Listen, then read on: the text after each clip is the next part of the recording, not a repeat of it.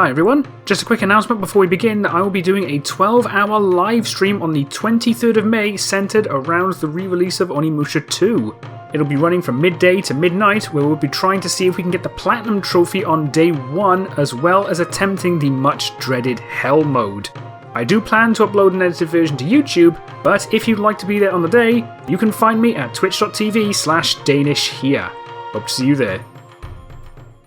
Throughout Onimusha's history are a large span of events and choices that have significant effects on both the fates of different characters and the overall lore. However, one thing we don't always see is the emotional impact, even in regards to things one would expect to cause said impact. Quite often, while we do get an idea on the emotional effect that certain events have, they are usually told to us rather than shown, like Ohatsu's grief following the death of Soki, or Oyu's ability to move forward from having to separate from Jubei, especially after the death of her first husband Nagamasa at Odani Castle, where she still expresses her lingering love for him. To me, however, the most egregious example of this untold impact is how Samanosuke is affected by the death of Kaede. While we don't know exactly when her death occurred, we know that she was killed by Hideyoshi when she took a bullet for Samanosuke while he was locked in a battle with Garganto. We do know that it happened at some point between Blade Warriors and Demon's Siege, but by the time that the latter events begin, Samanosuke already appears to have moved on from this loss. Not only do we not see how he processes it, but we don't see the potential ways for the Genma to weaponize this loss against him. At least not until Twilight of Desire, where a resurrected Guildenstern creates a Genma Puppet in the form of Kaede to cause Tenkai significant emotional pain. But once again, this occurs long after the scars of her loss have been healed. So what would have happened if Guildenstern created this fake Kaede soon after the real one's death?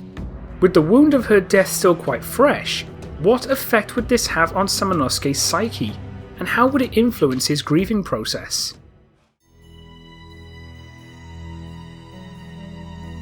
Following the death of Kaede at the hands of Garganto and Hideyoshi, Samanosuke successfully infiltrates the Genma tank and destroys Garganto before they can reinforce Nobunaga at Hanoji Temple.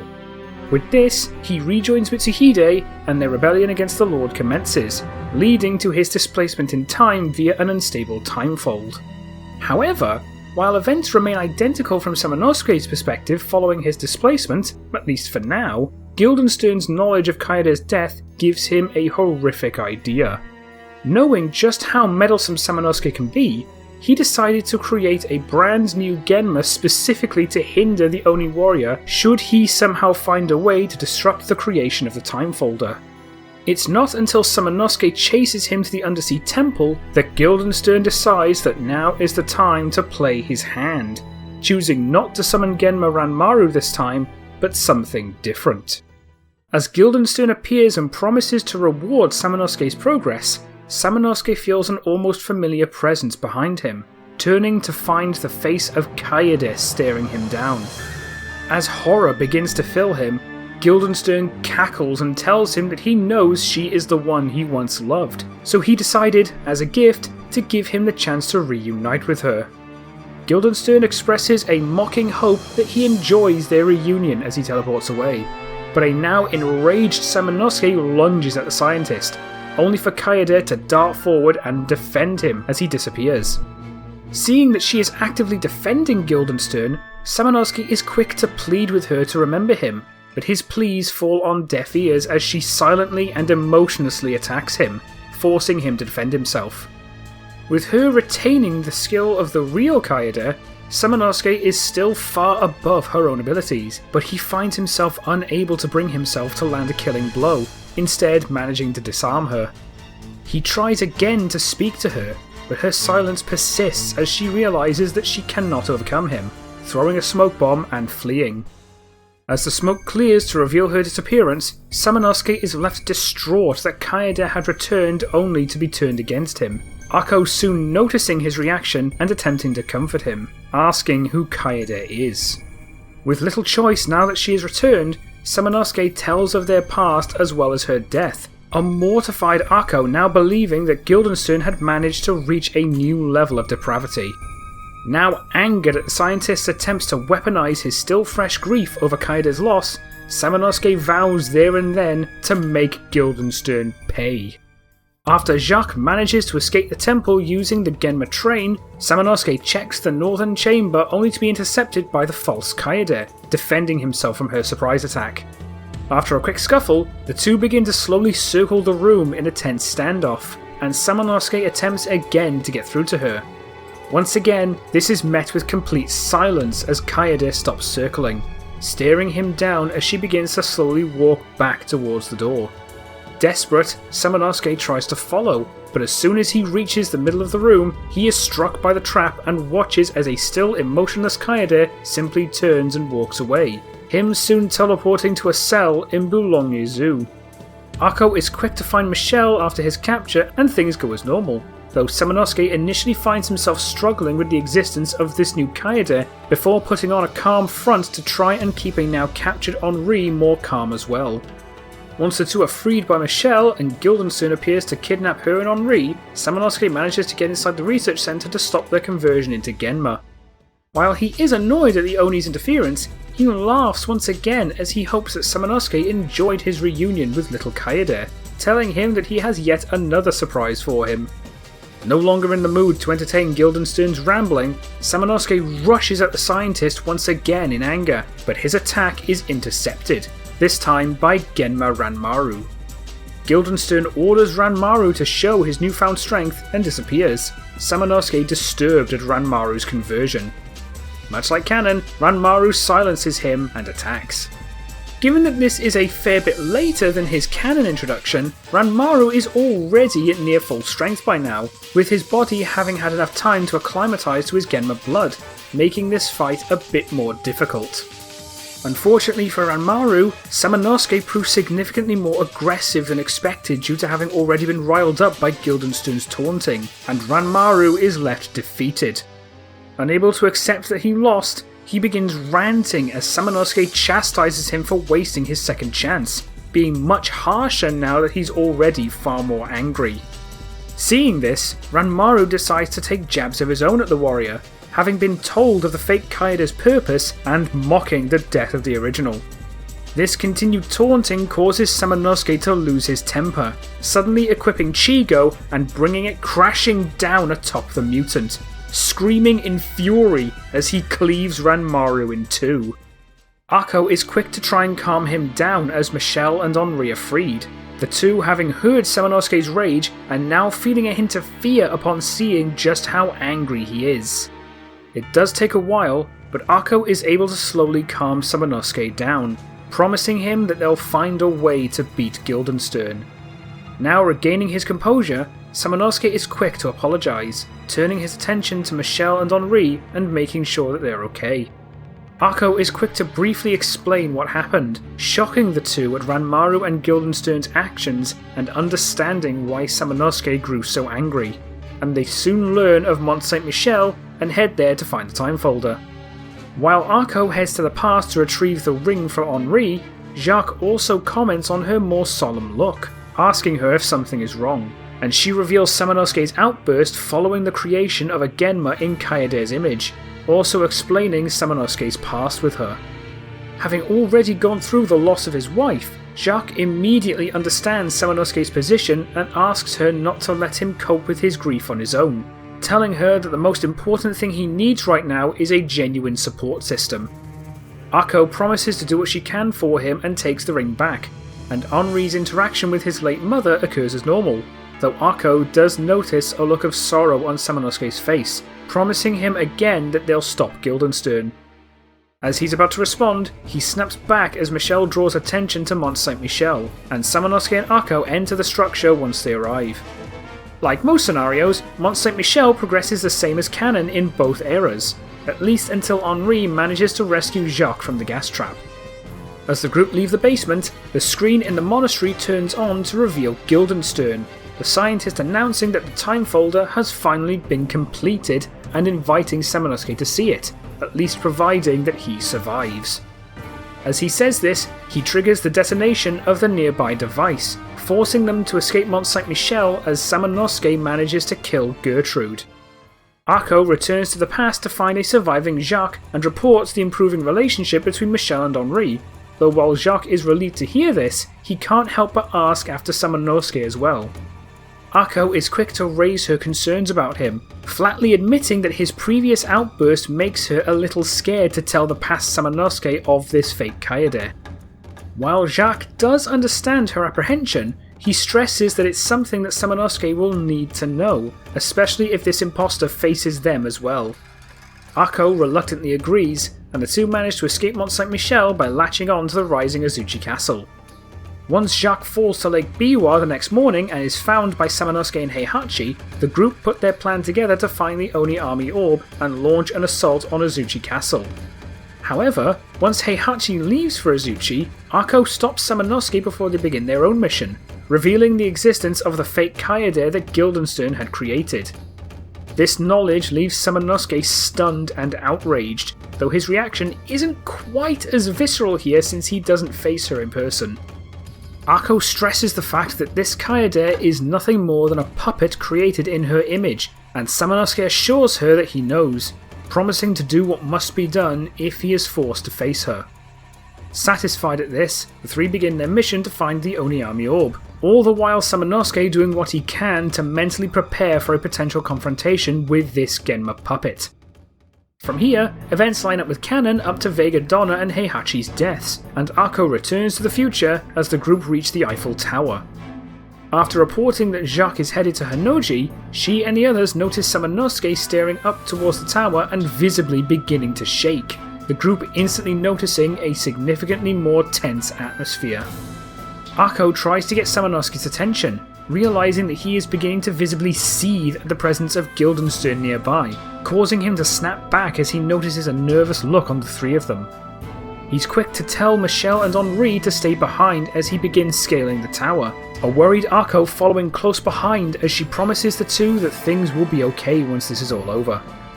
Ako again tries to reassure him that they'll stop Guildenstern, but it becomes clear now that seeing Kaede again so soon after her death has caused his grief to resurface in full, expressing in a rare moment of vulnerability that he never wanted to see her again like this.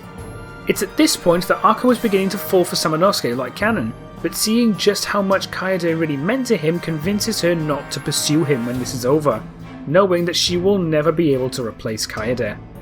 As they scale the tower, Samanosuke tears through the Genma with a noticeable hint of rage behind him, now fully intent on finding and destroying Guildenstern, once again beginning to scare Ako. Her attempts to calm him become far less effective, and once a second Brainstern appears, Samanosuke immediately uses Kuga's magic to slice its arms clean off, before bringing Chigo down onto its exposed brain, instantly destroying it. Following up on this momentum, Samanosuke instantly turns towards the nearby power source and shatters it to open the way, but he finally notices Ako as her fear becomes far more visible. This is enough for Samanosuke to stop and snap himself back, now realizing that he's going too far in his anger and apologizing for scaring her. Now a bit hesitant, Ako slowly approaches him and says that while she understands that he's grieving, he needs to calm himself down, warning that losing himself like this is only playing into Guildenstern's hands. Even now, Samanosuke can't help but visibly seethe once again upon hearing the Genma's name, but he promises to try and contain himself from now on, the two resuming their climb up the tower. It isn't long before they reach the top to find Guildenstern waiting for them, the fake Kaede standing at his side. Samanosuke again begins getting angry upon seeing him, but is able to at least hold himself in place, though Guildenstern laughs and mockingly congratulates him for making it this far. He admits that Ranmaru's failure comes as no surprise, simply saying that Ranmaru did his job. He then turns to the fake Kaede and asks Samanosuke what he thinks of her, saying that he was rather meticulous in ensuring that the resemblance was as accurate as possible, telling the Oni that he should be rather thankful for the chance to see her face so soon after her death. At this point, Samanosuke is starting to see red, and Guildenstern notices, laughing at the fact that he finally understands what makes the warrior tick, before announcing that with the time folder now fully functioning, he can finally bring Nobunaga to the future. Samanosuke realises that Guildenstern had already turned the folder on, having previously been too hyper-focused on Guildenstern until the scientist called attention to it, and Guildenstern says that he will allow Samanosuke to have one last reunion with Kaede before the Genma's ultimate victory. This causes Samanosuke to snap once again and lunge at the scientist, but the fake Kaede steps in his way and causes him to hesitate once again, watching as a cackling Guildenstern prepares to leave to meet the Genma Lord. He gives the Oni one final jab and warns that if Samanosuke keeps allowing himself to be held back by human emotion, then he will never be strong enough as an Oni to defeat them, beginning to create a time fold beneath himself. This final mockery, mixed with the sight of Guildenstern escaping once again, pushes Samanosuke completely over the edge, and his rage skyrockets as he screams in pure fury, his gauntlet reacting to this sudden explosion of raw emotion, transforming him into an Onimusha. The force from this sudden transformation ends up blasting both Guildenstern and fake Kaede back significantly, with Guildenstern being knocked out of the time fold before it closes, while fake Kaede is almost knocked off the tower entirely, barely managing to grab the edge of the tower to save herself. As he gets back up, Guildenstern looks at this now raging Onimusha and realises that he had pushed Samanosuke too far, but he is left with no time to say a word before he is brutally gutted, the Onimusha shredding the scientist to pieces in a blind fury. With his power as an Onimusha, Samanosuke immediately turns to the time folder itself and begins slashing through it, successfully causing damage with every swing. His assault causes the device to begin malfunctioning, with explosions beginning to trigger across the entire tower, something that even Michelle and Henri begin to notice from the bottom. As the initial shock wears off, fake Kaede manages to climb back onto the tower only to realise that Guildenstern is already dead, instantly seeing that this rampaging Onimusha is far beyond her strength. However, she quickly sees that she has nowhere to run, and is left frozen in shock as she helplessly watches Samanosuke rip through the time folder as he takes one final swing, cleaving the device completely in half. With this final hit, the core of the time folder in the middle of the tower explodes, rendering the time folder inoperable and unsalvageable as the stray time folds across the tower cease to appear. The Onimusha suddenly turns to fake Kaede and glares at her, the Genma Puppet now completely overcome with genuine fear, knowing that she could never fight back if it attacks her. Desperate to stop this rampage, Akko flies into view and begs him to calm down, telling him that he can stop now since Guildenstern is dead and the time folder is destroyed. It does take a while as well as a few repeats, but the Onimusha slowly but surely begins to calm down, eventually reverting back into his human form as Samanosuke drops to his knees panting, trying desperately to calm down from the raw anger. While a little relieved that the Onimusha reverted, fake Kaede is still left frozen, unsure what to do with her creator dead, as well as unwilling to dare challenge Samanosuke after his display of insurmountable strength. It takes some time, but Samanosuke is eventually able to calm himself down and regain his composure, Akko repeatedly reminding him that Guildenstern is gone now. Realising just how far he's gone, Samanosuke is quick to apologise once again before eventually rising to his feet and witnessing clearly the extent of the damage to the time folder, the device now broken beyond repair. After a while, he turns towards fake Kaede, suddenly remembering that she is still here, but finding himself unable to bring himself to kill her. After a bit of thought, since his primary objective is now dealt with, he instead turns back towards the stairs and asks her to come with him, seeing her hesitation and knowing she's unwilling to try and fight him now. While she still sees him as her main enemy, she knows full well that she doesn't really have a choice, unable to contend with Samanosuke and needing to return to their own time just as much as he does. Samanosuke asks Akko to return to the past and help Jacques, but Akko protests, knowing just how emotionally vulnerable he is right now, and insists that she stays at least until they return to Michelle and Henri. Samanosuke initially tries to protest again, but is quickly and sternly shut down when Akko reminds him what he just did, insisting that he needs someone to keep an eye on him. After a bit of hesitation, Samanosuke concedes and begins leading the way down the tower, fake Kaede reluctantly and silently following, and they soon reunite with Michelle and Henri. About halfway down, Samanosuke tries to apologise to fake Kaede, but she remains silent and doesn't respond, further ramming home just how bad his outburst really was. Michelle and Henri are both surprised and on edge with the presence of fake Kaede, but Akko is quick to explain the situation, including the death of Guildenstern and the destruction of the Time Folder. Now having a chance to comprehend just how bad of a state he's really in, Samanosuke actually stays mostly quiet here, letting Akko be the one to explain everything. With that, she prepares to warp to the past to join Jacques, asking the two to keep an eye on Samanosuke and fake Kaede and ensure that he doesn't lose himself again, the two agreeing as she warps to the past. Jacques' final segment occurs as normal, though he and the past Samanosuke are informed of future Samanosuke's furious outburst before they reach Honnouji. Once Mitsuhide's rebellion starts, Jacques successfully kills Ranmaru and defeats Nobunaga like normal, leading to him being warped back to his time as Nobunaga gets up and kills past Samanosuke. As he reunites with his family, Samanosuke has a more noticeably sorrowful reaction and briefly glances towards fake Kaede, her remaining emotionless as she simply stands to the side away from everyone else, Akko noticing his reaction but not saying anything. Jacques still tries to go back to the past to face Nobunaga with Samanosuke, but the latter is quick to say that it won't work, but Jacques retorts that it's a better idea than going back with her, pointing at the fake Kaede and suggesting that she'll aid the Warlord. Though he hesitates, Samanosuke asks Jacques to trust him on this, but Jacques, seeing just how much that Samanosuke is struggling with his grief, tells him to be very careful with what he's doing. He uses his own experience as an example, recounting his own grief following the death of his first wife, and asserting that finding a way to accept the past and move forward allowed him to finally heal, while clinging to it only made it worse.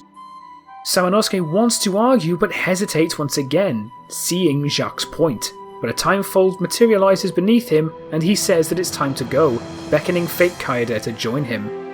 While still silent, she joins him in a time fold as Samanosuke says his farewells before they walk back to the past, the Blanc family still a bit worried about him but hoping that he'll be okay.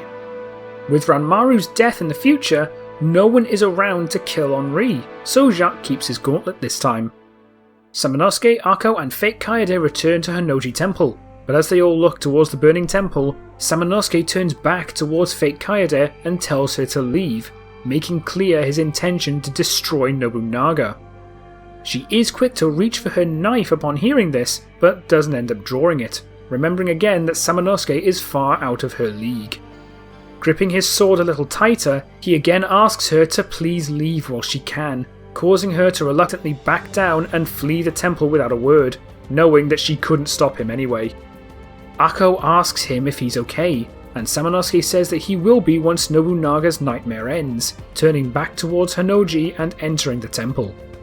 This confrontation goes as canon, with Samanosuke absorbing his past self's gauntlet to become an Onimusha and overwhelm Nobunaga, defeating and sealing the Genma Lord before escaping Honnouji with Akko. While resting at a river some time after the Honnouji incident, Akko makes the decision to remain with Samanosuke from now on, him telling her to do as she pleases. Instead of reacting with a tantrum, Akko expresses significant worry about him, knowing that he is still struggling after what Guildenstern had done and thinking that he shouldn't be left on his own.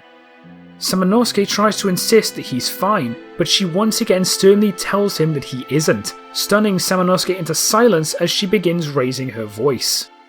She asserts that his visceral anger atop the Eiffel Tower was genuinely terrifying, not to mention certainly not like him, and reminds him that becoming an Onimusha through sheer rage is extremely rare and just as dangerous, reminding him that he knows what happened the last time somebody did that. Knowing exactly what she means as he remembers the story of Murakoto, Samanosuke realises that she has a point as she continues, asserting that the damage Guildenstern had caused him risked making him a danger to himself. Looking back, Samanosuke realises in that moment just how hazy his final confrontation with Guildenstern really is, his anger having fogged his memory, especially once he transformed, though he still vividly remembers the horrified reactions of both Akko and fake Kaede. It's here that Samanosuke concedes that Akko staying around is probably for the best, promising to begin working on himself once they seal his gauntlet, Akko becoming human-sized as they begin journeying to Mount Hiei. While Samanosuke finds himself wanting to begin looking for fake Kaede, he is able to see that doing so would only further damage his psyche and begins trying to stop thinking about her. Upon reaching Mount Hiei, the two change their identities to Tenkai and Arin, much like canon, and once the gauntlet is sealed, Arin starts helping Tenkai to properly process his grief while also beginning her role in safeguarding the Oni Gate. Following Nobunaga's death, Hideyoshi Hashiba returns from his campaign and defeats Mitsuhide in the Battle of Yamazaki, beginning his own conquest of the country.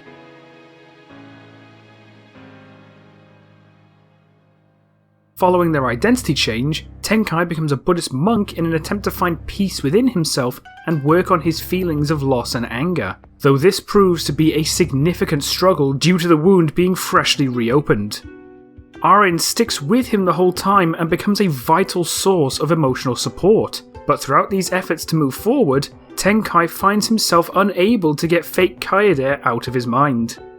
While he is unsure what he will do should they meet again, he hopes that they won't need to fight each other. In reality, fake Kaede begins wandering the country following Nobunaga's defeat, no longer having any Genma superiors to take orders from and struggling to comprehend her newly found autonomy. She initially begins searching for remnants of the Genma, but finds that they have all but vanished following Nobunaga's final defeat since nobody is left to take over as Genma Lord. She is left to aimlessly wander from here on, coming across multiple smaller villages and settlements, but steering clear from larger cities like Kyoto or Sakai, occasionally being spoken to but never talking herself since she doesn't really know how to properly partake in conversation. At one point, while moving through a small town, a couple of drunks staggering outside a tavern notice her and begin poorly trying to make advances, though she simply doesn't respond and attempts to walk away. This causes them to get a lot more pushy, but she ends up getting instantly aggressive and is quick to knock them unconscious, having at least enough instinct to know that outright killing them could risk others turning on her. As this is happening, the tavern owner rushes out upon hearing the commotion just in time to see her land a swift kick to their heads and knock them out, initially about to yell at her for fighting. Upon seeing who she had knocked out, however, he ends up approaching and actually thanks her, mentioning the trouble that the two had always been causing. Fake Kaede hears his voice and instantly prepares for another fight, but he quickly stops and explains the situation, telling her that the two had been coming around and disturbing patrons for quite some time, delighted to finally see someone put them in their place. This is enough to calm her down a little, though she still remains a bit wary, and the owner asks her to come inside, offering her a drink on the house as thanks. Fake Kaede hesitates at the offer, but the owner insists on repaying her for dealing with the two troublemakers, beckoning her to come with him as he returns inside. Not used to acts of kindness, she is left unsure how to react, but eventually decides to follow him into the tavern. The owner offers her a drink of her own choice, but she doesn't know which is best to pick since she's never had one before. Seeing her hesitation, the owner decides to find something for her, seeing that she isn't much of a drinker and choosing something rather light, pouring her a mug and telling her to enjoy. She still remains rather hesitant at this act of kindness, but she eventually begins slowly taking a drink, realising that she actually quite likes it and slowly drinking the rest. As she does, the owner laments the fact that the two troublemakers had become such a problem that their notoriety had actually begun to drive patrons away and losing him some business. Now that she had managed to finally deal with them, he hopes that they will think twice before returning, leading to people coming back, though she never actually responds to any of this as she slowly finishes her drink. Once she does, she stands up and prepares to leave, the owner saying that it's a shame that she can't stay and thanking her again for her help and asking for her name. Fake Kaede turns back to him and hesitates for a moment, but simply turns back ahead and walks out without a word, confusing the owner, though he is simply grateful that he doesn't have to deal with those drunks anymore. As she leaves, however, the owner hears a voice behind him, having partially overheard his conversation and asking him what her name was, though the owner tells him that she didn't say, the patron admitting that she looked rather familiar. Fate Kaede soon leaves the town and continues wandering the land, still uncertain what to do with herself. As Hideyoshi's conquest spreads over the next 2 years, Tenkai begins learning purification magic during his training as a monk, gaining purification charms. More importantly, however, the past couple of years of work leads him to slowly but surely learn to let go of his anger for Guildenstern and the Genma, though he still finds himself unable to forget about Fate Kaede, knowing that she is still out there somewhere. During this time, Arin plays a far more present role in Tenkai's life, proving to be a far more vital source of emotional support as Tenkai learns to rely on her more than in canon. In reality, Fate Kaede simply continued wandering during this time, encountering occasional conflicts with bandits or troublemakers, but rarely getting involved in order to remain out of sight, though she is sometimes spotted and effectively pulled into a conflict, resulting in her knocking out or even killing the aggressor when necessary. Like before, she never really sticks around for anyone to thank her, and remains unwilling to speak to anyone, though these occasional encounters with her causes her to slowly become a bit of an urban legend. These rumours end up reaching Tenkai and Arin on Mount Hiei, the two hearing of a silent wanderer that sometimes appears and deals with troublemakers before leaving without a word, though no one proves capable of tracking her down, causing some to believe her existence to be nothing more than myth due to how infrequently these encounters occur. Neither of them are certain what exactly to make of these stories, but while Tenkai wants to investigate, Arin wants him to remain at Mount Hiei and focus on his still incomplete recovery. Still remembering how far he went in his final confrontation with Guildenstern, Tenkai begrudgingly agrees and remains at Enryaku, still feeling some lingering anger toward the late scientist. In the Yagyu village, Jubei spends his time training the next generation, including his son Munenori, who has yet to suffer the accident that would change him. Watching the country change around him, Jubei finds himself glad that Nobunaga is gone, though does not trust Hideyoshi not to follow in his footsteps. While he contemplates this, he hears a rather jolly voice greet him from behind, turning to find that he is being visited by Eke, who notes how long it's been since they last met.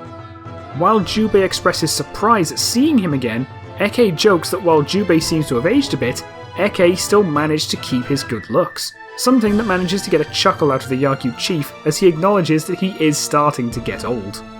Jubei asks Eke what brings him here, only for Eke to jokingly ask if he can't just pay an old friend a visit, but as the two share another short chuckle, Eke asks if he has heard of the recent rumours of a silent wanderer. Jubei confirms having heard them, though finds himself uncertain what to make of them, at least grateful that this wanderer appears to be doing some good if the stories are to be believed.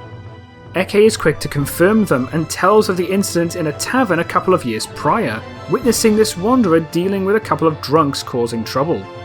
Jubei tilts his head a bit with slight intrigue, and Eke mentions that she attempted to leave before the owner could even say thanks, though was convinced to stay for a single drink before she silently left. Eke mentions that while she never said a word the entire time, he swore that he recognised her from somewhere, but for the longest time could not remember until now, especially since she never gave her name to anyone. It wasn't until now that he finally remembered her from their second battle with Nobunaga after Odani Castle fell, and Jubei suddenly shifts from intrigued to attentive, questioning if this she could be Oyu and wondering if she perhaps faked her death the year prior. Eke is quick to deny this, certain that she was actually the ninja that worked with the other Onimusha, a shocked Jubei identifying her as Kaede and asking if he's really sure.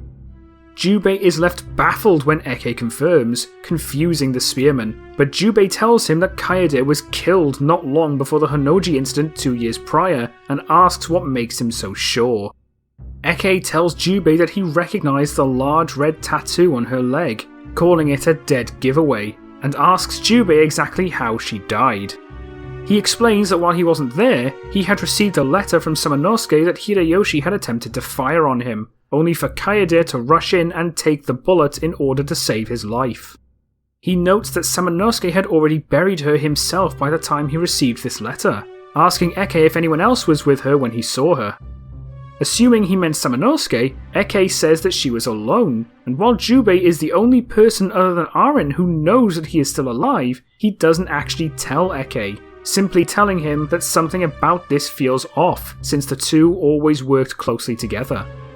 Eke asks Jubei what he's thinking, and after a moment, the Yagyu starts to think that perhaps he shouldn't have abandoned his Oni side as soon as he did, internally deciding that he needs to contact Samanosuke himself.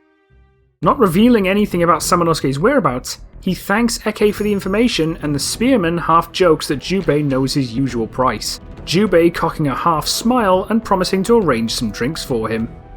This causes Eke to bellow with laughter, saying that Jubei knows him all too well, and the two begin making their way through the village to make arrangements.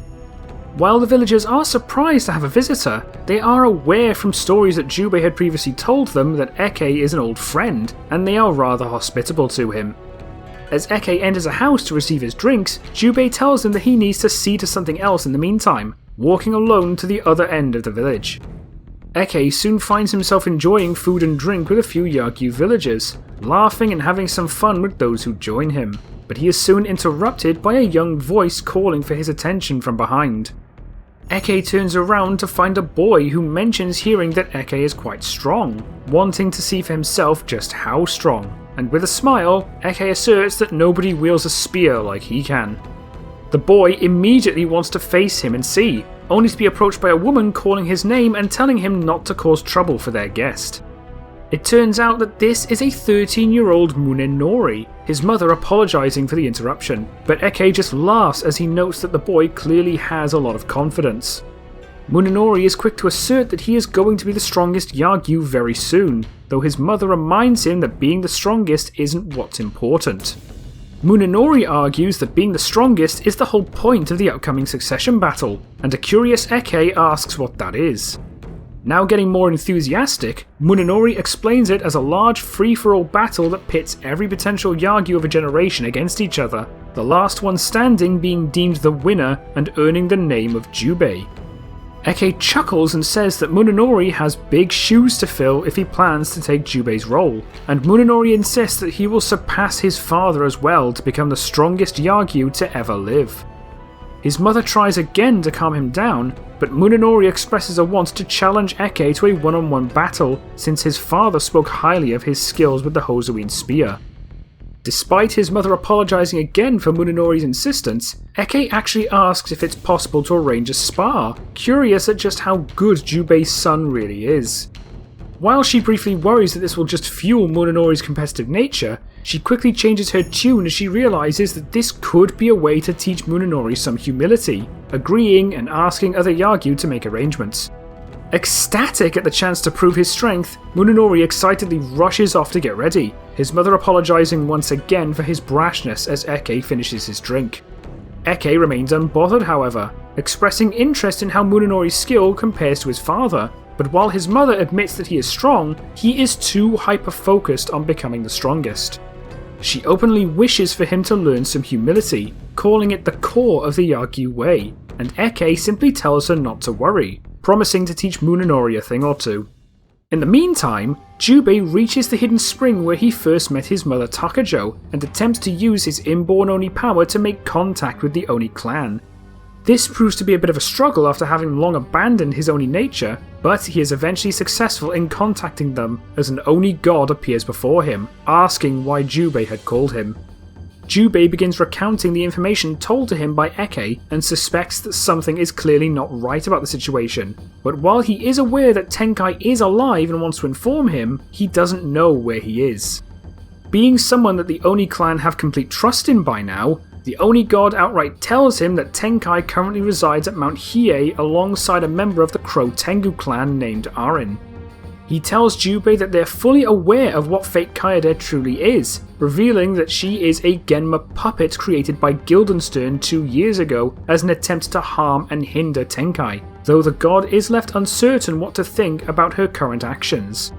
Jubei thanks the god for the information and bids him farewell, and as the Oni god dissipates, Jubei decides to pen a letter to Tenkai and Aren, leaving the cave to meet back up with Eke. He soon notices a small commotion near the middle of the village, asking a passing Yagyu what's going on, only to be told of a mock battle occurring between Eke and Munenori, something that both surprises and intrigues Jubei as he decides to witness this spar himself. Eke soon meets with Munenori in an open space near the centre of the village, Munenori drawing 2 swords against Eke's spear, the two having been given wooden weapons to avoid significant injuries. Despite his young age, Munenori expresses confidence in his chances of winning, but while Eke notes his clear confidence, he challenges the boy to back it up, the two beginning their spar. Munenori instantly rushes forward with an aggressive flurry of slashes, though while he utilises the Nito Ryu style, he has clearly not yet mastered it.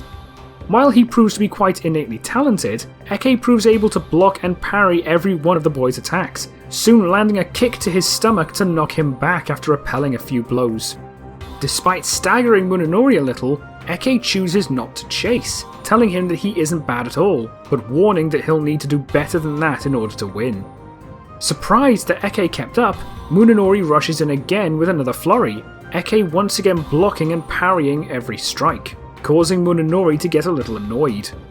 He attempts to land an uppercut with both blades at once, but Eke is able to use one end of his spear to knock both blades away, following the momentum with the other end to sweep Munenori's feet and trip him over. After being outplayed twice in a row, Munenori becomes visibly frustrated, but Eke tells him not to be so serious and encourages him to enjoy the moment a bit more. In his frustration, Munenori doesn't listen and continues fighting aggressively, but to the shock of their spectators, Eke continues to expertly defend himself, his drinking making them forget that his skills with the Hosoin spear is exactly why he's so well known. Eke's continued defense only makes Munenori angrier and angrier, unable to accept the possibility of defeat after he had spent his life dominating the rest of his generation. He soon ups his aggression even more to the point where he subconsciously starts trying to inflict actual damage on the monk, something that Eke quickly notices, realising what Munenori's mother meant about the boy focusing too much on victory. At this point, Eke decides that he needs to end the fight now before Munenori gets too heated, starting to put some power into his own strikes as he manages to knock one of the blades from the boy's hand. As Munenori staggers back from the blow, Eke follows through and smacks away his other blade before he can recover, taking each end of the spear in each hand and smacking the boy in the face with the shaft, knocking him to the ground. As Eke stands over the boy, the Yagyu overseeing the battle steps in and announces an end to the battle, not wanting to risk any further blows or potential injuries. Seeing his hand over his face, Eke looks down to see a bruise over his right eye, though finds no injuries of major concern, the monk telling Munenori that he's not bad. Munenori is left utterly humiliated, however, questioning how he lost so easily, and Eke tells him that he was too focused on winning, saying that he needs to start enjoying the moment a little more. Baffled at this, Munenori questions how Eke can be so much stronger when he isn't trying to win, but Eke retorts that he never said he never tried to win. He explains that he is proud of his own skill and strength, but also enjoys the chance to see someone match it, loving the opportunity to meet other proud warriors. He tells Munenori that seeing others potentially overcome him keeps him motivated to stay on top of his game, so he learned to enjoy the moments that an equal could test his skills. This only further confuses Munenori, but as he looks back towards the crowd, he notices a smiling Jubei present, Eke also noticing and greeting the Yagyu chief.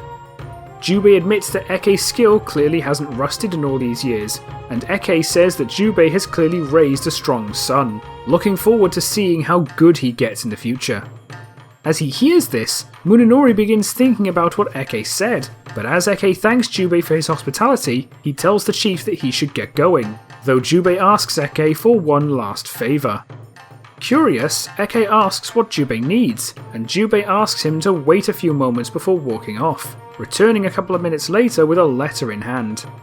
He asks Eke to deliver this letter to Mount Hiei, saying that it's related to the Kaede situation and asking him to deliver it specifically to a monk named Tenkai or a priestess named Arin.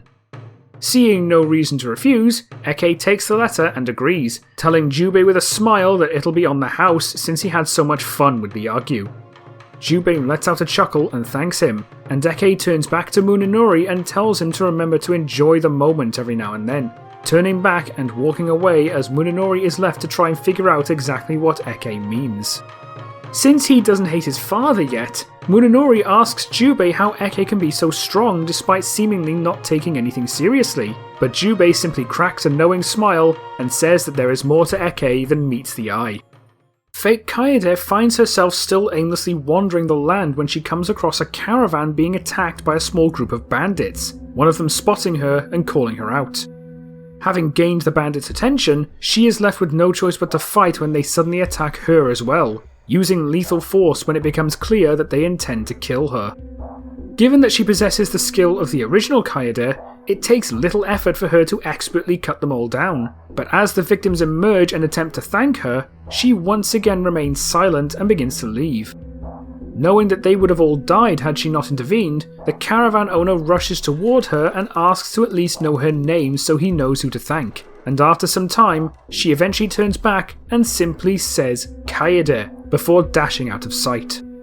Once the caravan reaches its destination, they begin spreading the story over the next few days, identifying this Kaede as the Silent Wanderer, this information spreading faster since quite a few people had already heard the previous rumours surrounding her.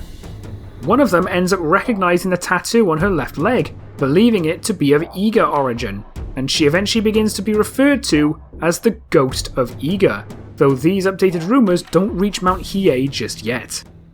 At this point, Tenkai finds it easier to let go of his previous anger and begins to slowly return to his old self, much to Arin's relief, but the two are soon called on by one of the mountain's villagers. They are informed that someone had come to the mountain with a message for them, confusing the two as barely anybody even knows about them since they had changed their identities. The two head down the mountain and end up meeting with Eke, Tenkai quickly identifying him as the famous Hozuin spearman, and Eke laughs and says he's flattered that they've heard of him, not recognizing Tenkai as Samanosuke. The two ask what they can do for him, neither of them revealing Tenkai's old identity, and Eke tells them that they share another famous friend, giving the confused pair the aforementioned letter and telling them that it's from Jubei Yagyu. This instantly catches their attention, and as they take the letter, Eke says that while he's not sure if they've heard the recent rumours, this letter is concerning the notorious Silent Wanderer. The two confirm having heard them, and Eke mentions that he had briefly encountered her nearly 2 years ago in a small town. Intrigued, the two ask what he knows about her, but Eke says there's no need to say, asserting that Jubei's letter will likely have everything there. With the letter delivered, he says that he needs to get back to the Mori clan before he's missed, joking that they might punish him with a period of sobriety, and leaves laughing, bidding the two farewell. Arin finds herself unsure what to make of him, but Tenkai remembers meeting him briefly when he first worked alongside Jubei to defeat Nobunaga 11 years ago. The two shift their focus to Jubei's letter as Tenkai opens it, reading aloud that Jubei had received information about Eke's encounter with this Silent Wanderer. While he says that Eke didn't recognise her at first, he finally realised that this wanderer was indeed Kaede, remembering her from their previous cooperation against Nobunaga. Tenkai briefly stops upon reading her name, but Arin notices and immediately grabs his attention, reminding him of what he's worked towards for the past 2 years. Managing to recompose himself, he continues reading that Jubei was shocked to hear this information since he remembered hearing word of her death before the Hanoji incident. He ends the letter requesting that Tenkai pay a visit to the Yagyu village whenever possible in order to clear things up, Tenkai slowly lowering his arm as he finishes reading and taking a deep breath. Arin is quick to ask if he's okay, and Tenkai says that he will be, admitting that while he needs to keep working on himself, Jubei should probably be told what happened. Still worried about Tenkai, Arin agrees only on the condition that she comes with him, to which Tenkai agrees, and the two soon set off for Yamato province. At the same time, as the reputation of fake Kaede spreads, she finds herself beginning to ponder the public's perception of her, recognising the appreciation that people have for her, even when she still doesn't like getting involved. Soon, her thoughts begin to shift to her creation as she starts to flash back to her earliest memory. Upon the completion of her creation, the first thing she remembers is the sound of Guildenstern's laughter as she opens her eyes and stands up for the first time. The scientist turns to her and calls her one of his greatest creations, openly anticipating the effect that she will have on Samanosuke, though the name proves entirely unfamiliar to her at the time. Guildenstern cackles to himself for a moment before fixing his gaze on her and ordering her to accompany him for her first mission. The two teleport to the undersea temple behind Samanosuke and Guildenstern calls her forward, Fate Kaede remembering the sheer horror on his face when he sees her. She remembers Guildenstern's taunting that leads to Samanosuke's attempt to lunge at him, having no context or understanding outside of the fact that her creator was being attacked. She is quick to defend him, and Fate Kaede remembers Samanosuke's unwillingness to fight her, though she never understood why. She then flashes forward to their next encounter in the temple's northern chamber where she lured him into a trap. While the memory is rather short, she can't help but fixate on Samanosuke's reaction to seeing her, still uncertain why he didn't want to fight her. Her memory then flashes forward again to their final confrontation atop the Eiffel Tower, remembering Guildenstern using her presence to cause emotional harm as he continued to taunt the Oni. Her memory quickly fixates on Samanosuke as he snaps and transforms into an enraged Onimusha and slaughters the scientist, unable to stop remembering the fear she felt upon seeing him. While she still feels a significant level of fear for what Samanosuke had become, she manages to see that Guildenstern had severely hurt him. Having now begun to take the name of Kaede, she begins to wonder just who the original really was, as well as who she was to Samanosuke, but she is suddenly snapped out of her thoughts when she hears the sound of nearby screaming. Fate Kaede is quick to dart towards the noise to find someone being cornered by a mugger, the mugger demanding their victim's valuables under the threat of death. The victim is left too scared to respond, causing the mugger to get impatient, soon deciding to just kill them and take whatever they have. Before he has the chance, a kunai is suddenly thrown at his arm, causing the mugger to drop his weapon as Fate Kaede bolts forward, the two barely able to react as she lands her knee into his skull and instantly knocking him out cold. While she internally questions why she's getting involved again, she is snapped back when the victim starts profusely thanking her for saving their life, saying that she was attacked while trying to get home.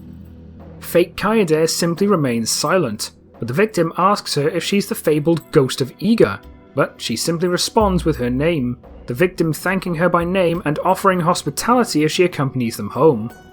Fate Kaede initially refuses after a moment of hesitation, though ends up recognizing a subconscious desire for positive reinforcement after never having received any before, beginning to label that as the reason she got involved. She starts wondering if this is what the original Kaede would have done, and soon silently directs the victim home and leaves since the mugger is already down. As she disappears from sight once again, Fate Kaede finds herself unable to figure out her purpose on her own and decides that she needs help, reluctantly deciding to seek out Samanosuke somehow.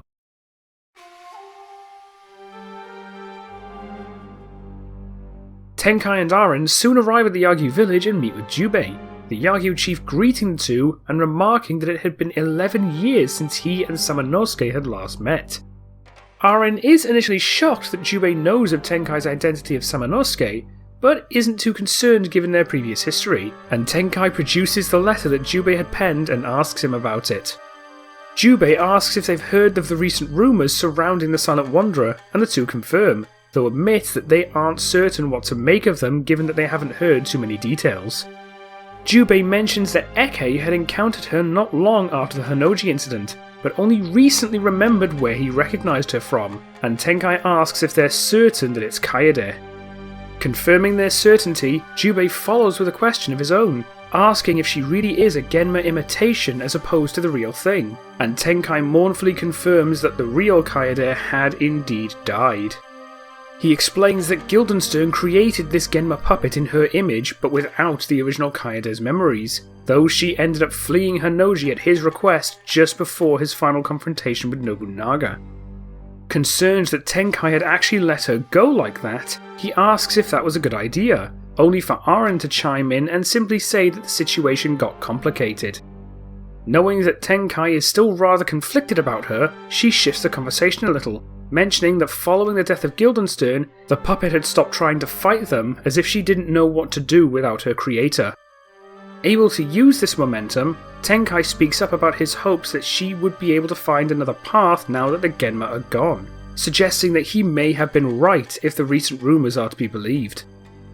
While Jubei is still uncertain, he admits that Eke's encounter involved her swiftly and non-lethally dealing with a pair of troublemaking drunks, soon leaving without causing any further trouble.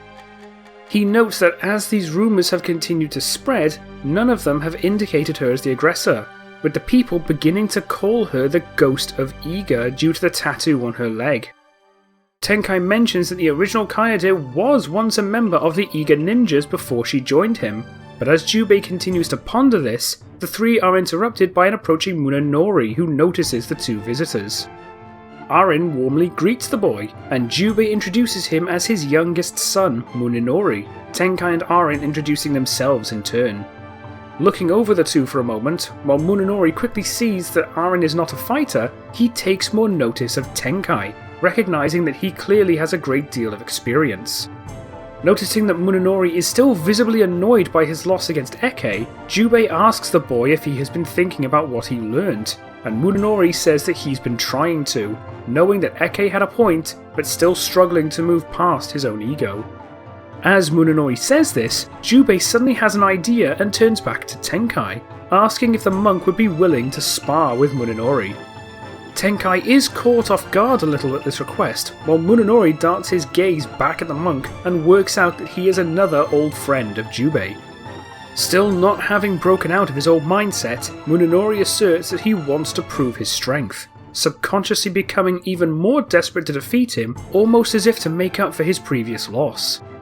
Tenkai is only further taken aback by the boy's insistence, but Arin actually encourages the idea, thinking that this spar could end up being good for them both, and after a moment of thought, Tenkai agrees. Smiling at this answer, Jubei tells Munenori to prepare himself, Munenori getting rather pumped up and rushing to the training area. As the boy bolts away, Jubei turns back to Tenkai and says that while he is strong, he has grown overly proud after having constantly defeated every other Yagyu in his generation, beginning to believe himself unbeatable. Tenkai asks Jubei what lesson Munenori had learnt, and Jubei recounts Eke's recent visit, Munenori having challenged him only for the spearman to prove far stronger than he expected. Having finally tasted defeat, Munenori took his first loss quite hard, but Eke attempted to teach him to be more present in the moment instead of only looking towards victory. Now, Munenori is struggling to understand what he meant, and Jubei hopes that sparring with Tenkai will help him to further learn. Now understanding the situation, Tenkai cracks a smile and agrees to teach the boy what he can, Jubei directing the monk towards the training area. However, before he and Arin follow, Jubei stops her and asks to speak with her for a moment, Arin asking what's on his mind. Jubei says that he can see that Tenkai is clearly enduring struggles of his own related to the fake Kaede. Arin hesitates, not certain how much to reveal, but tells him that Tenkai had loved the original Kaede, only for Guildenstern to create a doppelganger while he was still in the process of grieving her. As a result, his emotional wounds were reopened and his grief heavily resurfaced, spending the past 2 years going through the grieving process all over again and learning to finally let go. Jubei realizes that this is likely why he let the doppelganger live, understanding now that Tenkai was still pained by the experience. He says that while they didn't know each other for long, Samanosuke was a good friend, and asks Arin to help him recover from this, acknowledging that this pain must be significant to break someone as strong as him. Arin says that it's the reason she stayed after Nobunaga's defeat at Honnoji, promising to do all she can to help him through this, and a grateful Jubei thanks her, soon turning back and saying that they should follow him so they don't miss everything. Arin can't help but giggle a little as she says that there's no way she'd miss this, and the two soon find Munenori's mother and give her the heads up, rushing to make arrangements once again. As Tenkai arrives at the training area, he finds Munenori already there, noticing that he is wielding 2 swords and working out that he is likely a practitioner of the Nito Ryu style. He notes that Munenori must be rather talented to be able to pick up such a style at his age, especially given how few people use it these days. This puts a smirk on the boy's face as he asserts that only the best are able to learn it. And while Tenkai notes the boy's confidence, he also mentions having used it himself once upon a time, much to Munenori's surprise. Munenori asks him why he stopped, sarcastically wondering if it's because he wasn't skilled enough to master it, but Tenkai only chuckles at this jab, saying that he grew up learning multiple martial arts, proving to be most skilled and comfortable with Kenjutsu as he reached adulthood. This only confuses Munenori further, noting that the monk is using a stave rather than a sword and asking why he isn't using it now, actually beginning to get a little annoyed that Tenkai may be holding back now. Tenkai simply answers that many things changed in his life, and he felt it necessary to change as well due to his new role as a monk, though Munenori chalks this answer up to Tenkai merely not being as strong as he used to be, now starting to take him a bit less seriously. Jubei and Arin arrive just as this conversation ends alongside other Yagyu villagers intent on spectating this upcoming spar, and an overseer calls for the match to begin. Much like his previous fight, Munenori is the first to go on the attack, launching into a flurry of blows, but much like Eke, Tenkai is able to expertly block and parry every strike, though isn't smiling and laughing like Eke did. While Munenori doesn't prove too difficult to defend against, Tenkai instantly recognises that the boy is clearly skilled for his age, while the boy realises a little faster than last time that his opponent is one he shouldn't hold back against. He begins speeding up his attacks, but Tenkai's defense continues to hold, soon managing to make a quick jab forward and knock Munenori back. As he staggers from the blow, Munenori regains his posture as he expects another lecture, but only sees a silent Tenkai readying his stave to continue their battle. Noticing the intense look in the monk's eyes actually makes Munenori hesitate for a moment, realising that Tenkai has likely fought opponents far stronger than him. Unwilling to accept another loss, he rushes back in far more aggressively, but still finds himself unable to break through Tenkai's defense.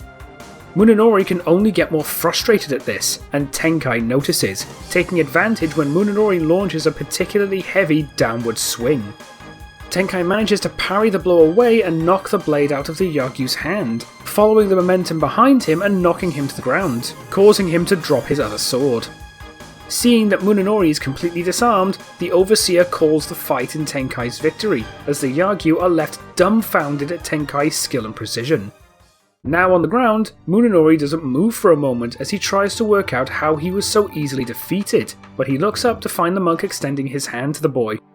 While he continues to struggle with his own ego, Munenori eventually accepts the gesture and is helped up from the floor, unable to understand how he was so easily beaten and asking how Tenkai became so strong.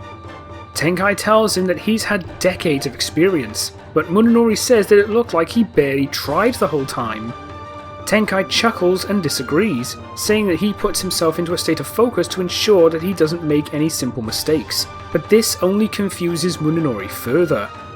He notes that Eke was different, recalling his lesson to enjoy the moment, yet Tenkai does not seem to think like Eke did. Tenkai tells him that it varies from person to person, explaining that everyone has their own motive and method to get stronger, asking Munenori what his reasons are.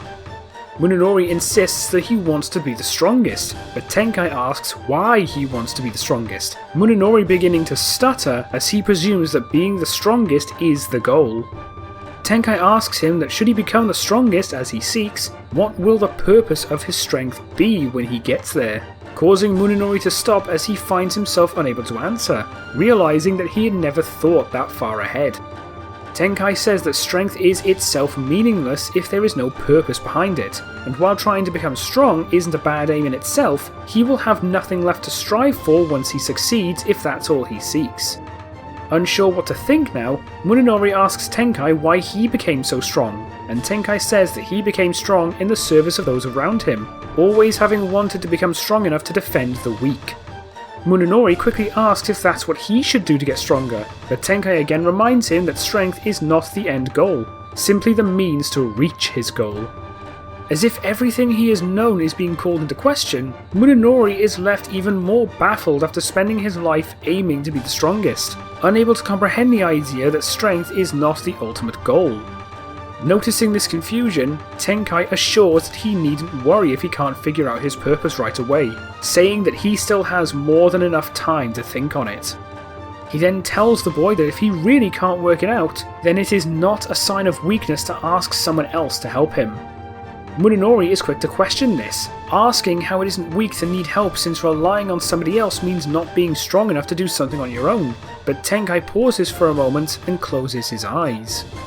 Remembering his earlier days with Kaede, he tells Munenori that even during his prime, there were things that he couldn't handle on his own, recounting the days where he had others to rely on when he was faced with something that he alone could not handle. He then tells that even Jubei needed help during his own battle with Nobunaga, a shocked Munenori turning to his father, only to find the man subtly nod his head in confirmation. Tenkai says that Jubei had worked with other warriors in order to defeat Nobunaga, though doesn't outright name himself as one of them for the sake of anonymity, and admits that despite how strong he may be in battle, he has needed help of his own over the years. Thankfully, he had Arin when he needed her, the priestess unable to help but smile at the statement, and as he turns back to Munenori, Tenkai says that nobody is able to handle everything that life throws at them on their own.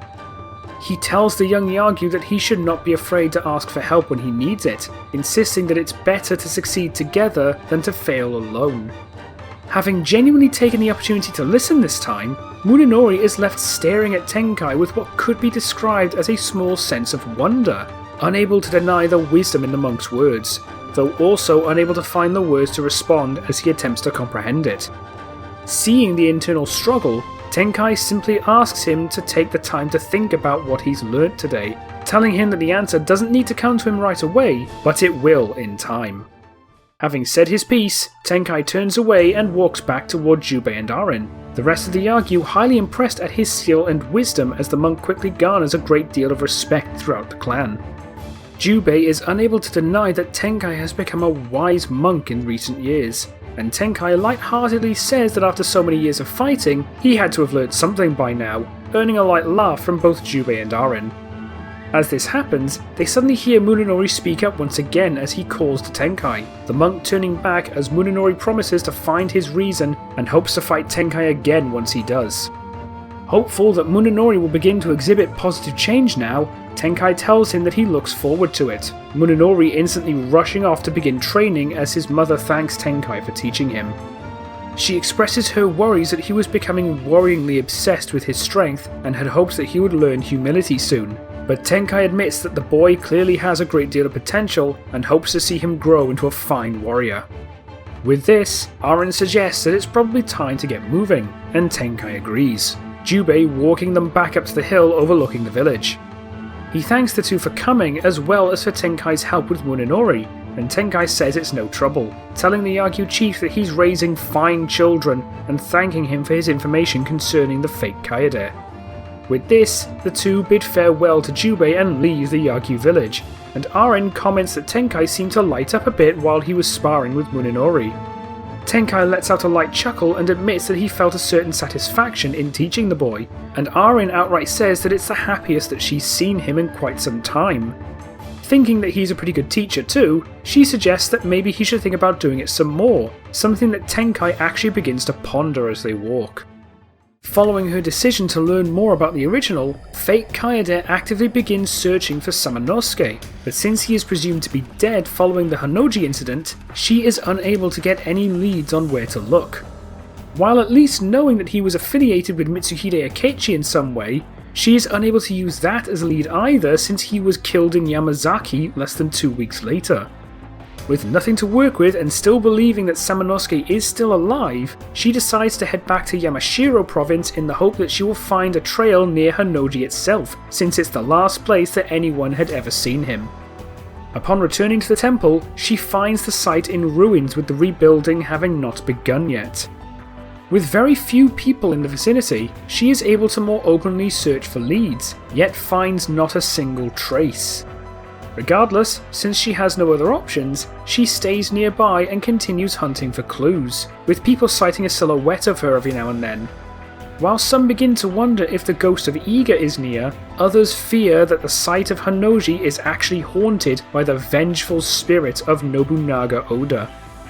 After having returned to Mount Hiei, Tenkai and Arin soon hear of these stories a couple of weeks later and decide to follow them to Yamashiro, soon arriving to find the ruins of Hanoji.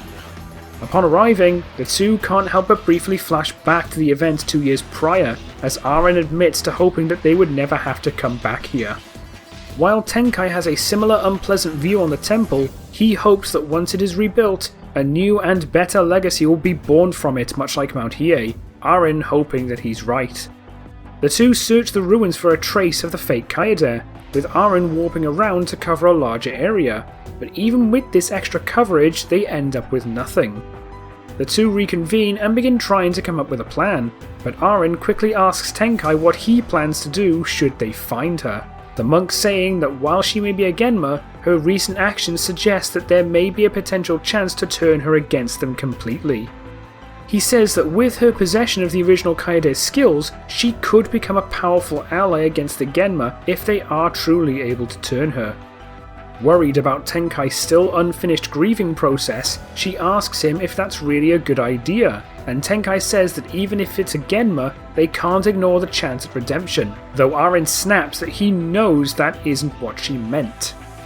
Suddenly realizing exactly what she's saying, Tenkai promises that he is not going to throw away the progress that he has made over the past 2 years, but Aren warns that his insistence on finding her is a huge risk for his psyche, able to see that he still hasn't let go yet. While he wants to argue, Tenkai can't help but realize that she's right, but as he is about to respond, the two suddenly hear a voice calling for Samanosuke.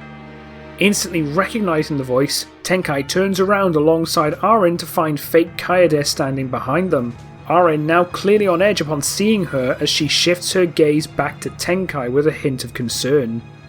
This time, Tenkai is able to maintain a straight face, though is both surprised and relieved to see her again, but all of them remain silent for a moment until fake Kaede slowly begins to approach him. After a moment of clear hesitation, fake Kaede finally speaks up, asking Tenkai who she was, a question that leaves him rather shocked. Before he speaks, she says that he knew the original Kaede and repeats the question, asking exactly who she was. The nature of this question has Tenkai close his eyes for a moment, remembering his days fighting alongside her, and after a moment of pause, he reopens his eyes and says that Kaede was a stalwart ally to him, that she stood alongside him for years, even against threats far greater than herself, and would ignore any risk to herself for the sake of helping others. Fake Kaede ponders this for a moment before asking Tenkai who she was to him, catching the monk off guard as he hesitates to answer, and Aren begins to get worried as she notices his reaction. He eventually says that Kaede had remained by his side for a long time, simply telling that the two were rather close, but fake Kaede is unsure what this means. Aren soon speaks up and notes that fake Kaede has obviously been looking for Tenkai and asks what exactly she wants, though the now further confused fake Kaede asks why he's being called Tenkai instead of Samanosuke. Tenkai simply calls it necessary following Nobunaga's defeat and repeats Aren's question, and fake Kaede simply says that she has no purpose now after the Warlords' downfall. Guildenstern had never told her who the original was, so she thought that she could possibly discover her purpose by learning more about the original Kaede, much to Tenkai and Aren's surprise. Tenkai asks her if that's why she started using Kaede's name, but she simply says that it's what Tenkai had called her before, noting that Guildenstern had never given her a name. She tells them that after repeated encounters with people, she was asked multiple times for her name, so she eventually decided to just default to what Tenkai had once called her. Tenkai begins to think on this, and Aren asks what he has in mind, but Tenkai soon agrees to help her, though Aren is quick to remind him that she is unable to enter Mount Hiei. While fake Kaede notes what appears to be Aren's mistrust of her, Aren retorts that it isn't that, and mentions the Oni barrier covering the mountain that prevents Genma from entering. Realizing that Aren is right, Tenkai tries to think of an alternate solution, soon coming to the idea of a pilgrimage as they retread his own original journey with Kaede. With this, she would have the chance to learn more about the previous Kaede and give her enough time to think on her own purpose. After a moment of thought, fake Kaede eventually agrees, and while still rather uncertain about this, Aren decides to join as well, worried about the potential of Tenkai relapsing. Fake Kaede asks where they're going, and Tenkai says that their first stop is the port of Sakai in Setsu province, and the three begin her journey of self-discovery.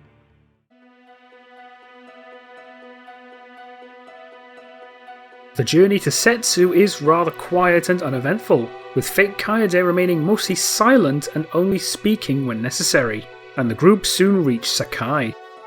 As the port comes into view, Tenkai speaks of his initial separation from the Saito clan in 1556, explaining that his uncle had pressured him to travel abroad to see the world and expand his perspective.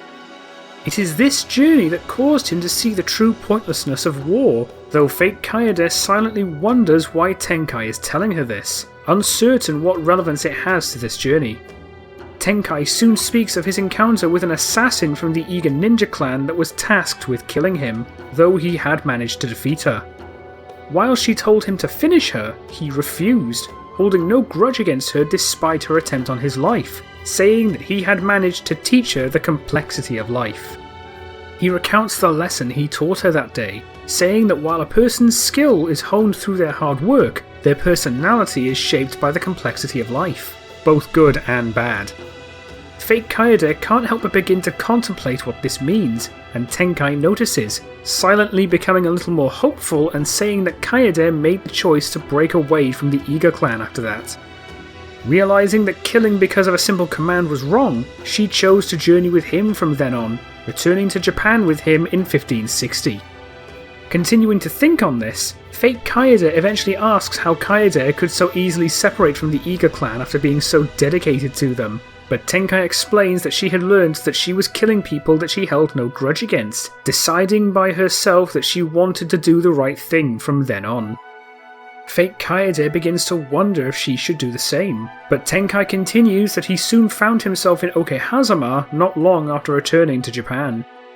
Fake Kaede asks why Okehazama is significant, and Tenkai suggests going there as their next destination, promising to tell her once they get there. She agrees, and the three begin making their way to Owari province, though on the way, Arin quietly asks out of earshot what Tenkai plans to achieve with this pilgrimage. Also trying to ensure that fake Kaede doesn't hear them, he says that he wants her to learn to make decisions for herself without relying on orders from someone like Guildenstern, suggesting that she and the original are similar in that respect. Given how he managed to turn Kaede once, he hopes to do the same for this one as well, but Arin warns him not to compare this fake Kaede to the original, especially after what they had talked about recently.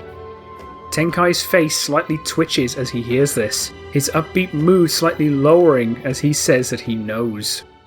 The three eventually arrive in Owari and reach the site of the Battle of Okehazama, standing atop the hill that Samanosuke once stood during the battle itself, the area having become a bit overgrown over time. As she looks over the fields of Okehazama, fake Kaede asks why they're here, and Tenkai asks her what she knows about Nobunaga Oda, catching her off guard as she asks if he means the Genma Lord. Tenkai looks down for a moment and confirms that that is what he became, but asks what she knows of him before that. Fake Kaede says that she was unaware that there was anything more, Arin expressing a lack of surprise since Guildenstern would never want the Genma Lord to be associated with what he thought was human weakness. Tenkai agrees, saying that Nobunaga was not always a Genma, a surprised fake Kaede expressing her lack of understanding, and Tenkai points her to the fields in front of them. He recounts the first time he saw Nobunaga from this very spot, telling of the Battle of Okehazama 24 years prior when Nobunaga launched a surprise attack against Yoshimoto Imagawa, resulting in the death of the latter.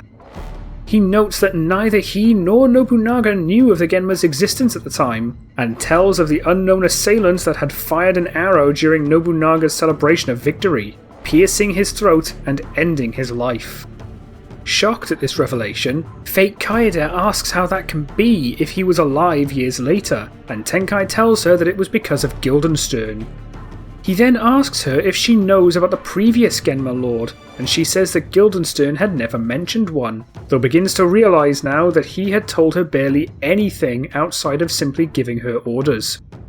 Tenkai tells of the original Genma Lord Fortinbras, who tasked Guildenstern with retrieving Nobunaga's body and resurrecting him, and fake Kaede asks if they did so with the intent on having Nobunaga succeed him. Arin is quick to speak up, asserting that no Genma would ever allow their own power to be overtaken, especially at the hands of a human, and Tenkai agrees, saying that Fortinbras had planned to make Nobunaga a Genma slave. He tells of the dark pact that Nobunaga made with Fortinbras, offering his total fealty in exchange for the Genma's power, a confused fake Kaede asking why he made that choice, and Tenkai says that it was what he wanted, much like Kaede chose to do what she wanted. Fake Kaede is left even more confused now, unable to understand how two people could want opposite things in life for themselves, but Arin says that it all comes down to an individual person's heart. Fake Kaede asks her what that means, and Arin says that it's much like Tenkai said before about life shaping one's personality, with so many different things able to shape a person's perspective. She says that Nobunaga grew up as the heir to a powerful clan, and as a result had great expectations placed on him, growing up being taught to ensure his clan's greatness and conquest. By adulthood, this upbringing led him to become dead set on ensuring his clan's supremacy through total conquest once he became clan leader. This knowledge causes fake Kaede to start considering how life experience and upbringing can shape a person, quickly realizing that she lacked both due to being created by Guildenstern for a singular purpose. She soon asks how Nobunaga became the Genma Lord if he was initially their slave, but Tenkai promises to answer that question once they reach their next destination, telling her that they need to head north to reach Gifu Castle in Mino Province. With this, the three once again begin walking to their next destination, though fake Kaede once again remains silent throughout this journey. As they walk, Tenkai eventually speaks up and asks what made her seek him out after all this time, fake Kaede answering that she wants to understand what her purpose truly is. Tenkai acknowledges this, but asks why she waited for over 2 years before making that decision, and she stops in her tracks in hesitation, prompting both Tenkai and Arin to stop as well and wait for an answer. Fake Kaede soon says that she remembers their previous encounters, though admits to not understanding their context at the time. She particularly finds herself vividly remembering Tenkai's reactions whenever he saw her, but says that while she felt a little confused, she felt little else until their final encounter. She recounts Guildenstern's attempts to provoke him atop the Eiffel Tower, recalling what it caused Tenkai to become and expressing a want for it to never happen again. Realizing just what she means, Tenkai's face instantly drops as he sees now that she avoided him for the past 2 years out of pure fear for his transformation into an enraged Onimusha. While she isn't able to identify the feeling on her own, she assumes this to be the case, still having a very limited understanding about the emotional spectrum unlike everyone else around her. Tenkai can only apologize, saying that Guildenstern had used a very recent and painful memory to harm him, admitting that no one else knew how to as well as he did since they had been feuding for 22 years at that point. Fake Kaede asks why they had fought for so long, but Tenkai says that question will also be answered once they reach Gifu Castle, asking that they continue their journey. In the Yagyu village, the Yagyu begin making preparations for the Battle of Succession, with Jubei watching over the preparations when he is approached by a clearly conflicted Munenori. Jubei asks him what's wrong, but Munenori begins to say that he once thought that Jubei's talks of protecting lives rather than taking them was a sign of weakness, but his battles with Eke and Tenkai have him questioning himself. He then asks his father to explain his point of view since his own has already been made clear before, so he wants to try to actually understand Jubei's in the hopes of finding a reason to be strong. Jubei is left surprised yet glad, silently having hoped for conversation like this and taking Munenori into the family home, asking him if he knows the water that flows west. Confused, Munenori asks what that has to do with anything, but Jubei says that it was the foundation from which the Yagyu Shinkage Ryu style was founded. He explains the water of the great river that binds heaven and earth together, encompassing everything with clarity of mind. He tells his son that the Yagyu sword exists only to protect life instead of to take it, and never to be used for self-interest, but Munenori asks how anyone can use a sword without killing. Jubei clarifies that one should not kill for selfish reasons, or worse, kill just for the sake of it, acknowledging that killing is sometimes necessary in order to save others, while unnecessary killing harms the flow of life itself. Munenori thinks on this for a moment, and Jubei continues, telling of a man that came to the village wielding a sword with self-interest, almost resulting in the extinction of the Yagyu. Munenori correctly assumes that he means Nobunaga, and Jubei confirms, acknowledging that while he was strong, he only ever acted in self-interest, resulting in the suffering and death of many innocents across the land. Following his defeat of Nobunaga, Jubei chose to dedicate the Yagyu's teachings to be the opposite of what Nobunaga had chosen to be, hoping to be able to protect life now that the Warlord is gone. Munenori once again takes a moment to think on this as Jubei continues, asserting that when faced with the option, killing is the easy route. Munenori asks how that can be, and Jubei in turn asks which he thinks is more difficult, to kill someone in response to a slight, or to give them the chance to redeem themselves. He acknowledges that Nobunaga was much too far gone to make that choice, but others are entirely capable of changing for the better, asking if it's easier to give them that chance or to simply kill them. Munenori once again begins to ponder on this, stunned by this revelation, and Jubei tells him that the battle of succession will begin soon, encouraging him to prepare himself as well. He notes that Munenori has already shown clear growth in recent days and asks for him to remember the lessons that he has learned as he competes, the boy agreeing as he leaves the Yagyu home. He begins walking towards the training area, other competing Yagyu noticing him as he arrives while they partake in training of their own, and suddenly becoming a bit more on edge. With these Yagyu being around the same age as Munenori, they had often found themselves sparring with him as they grew up and being constantly beaten, now expecting Munenori to challenge them once again. However, Munenori simply picks out an empty spot nearby and begins practicing his form, surprising his nearby peers since he had always made a habit to challenge anyone he can in order to stay on top. Instead, Munenori takes absolutely no notice of them as he continues practicing, focusing on everything that Eke, Tenkai, and his father had told him recently. As his training continues, he finds multiple phrases repeating in his head. Strength is the means, not the goal. The Yagyu sword is the blade of life. Enjoy the moment, stop focusing so much on winning. As he keeps hearing this, his mind turns back to his battle with Eke, remembering his feelings of frustration when he realized that Eke was stronger than him. Now looking at the fight with a clearer head, he begins to see that Eke was able to notice and take advantage of that frustration, realizing that he focused so much on winning that he stopped thinking about his technique. He begins to interpret Eke's lesson of enjoying the moment as keeping himself centered and present instead of always looking ahead to the victory.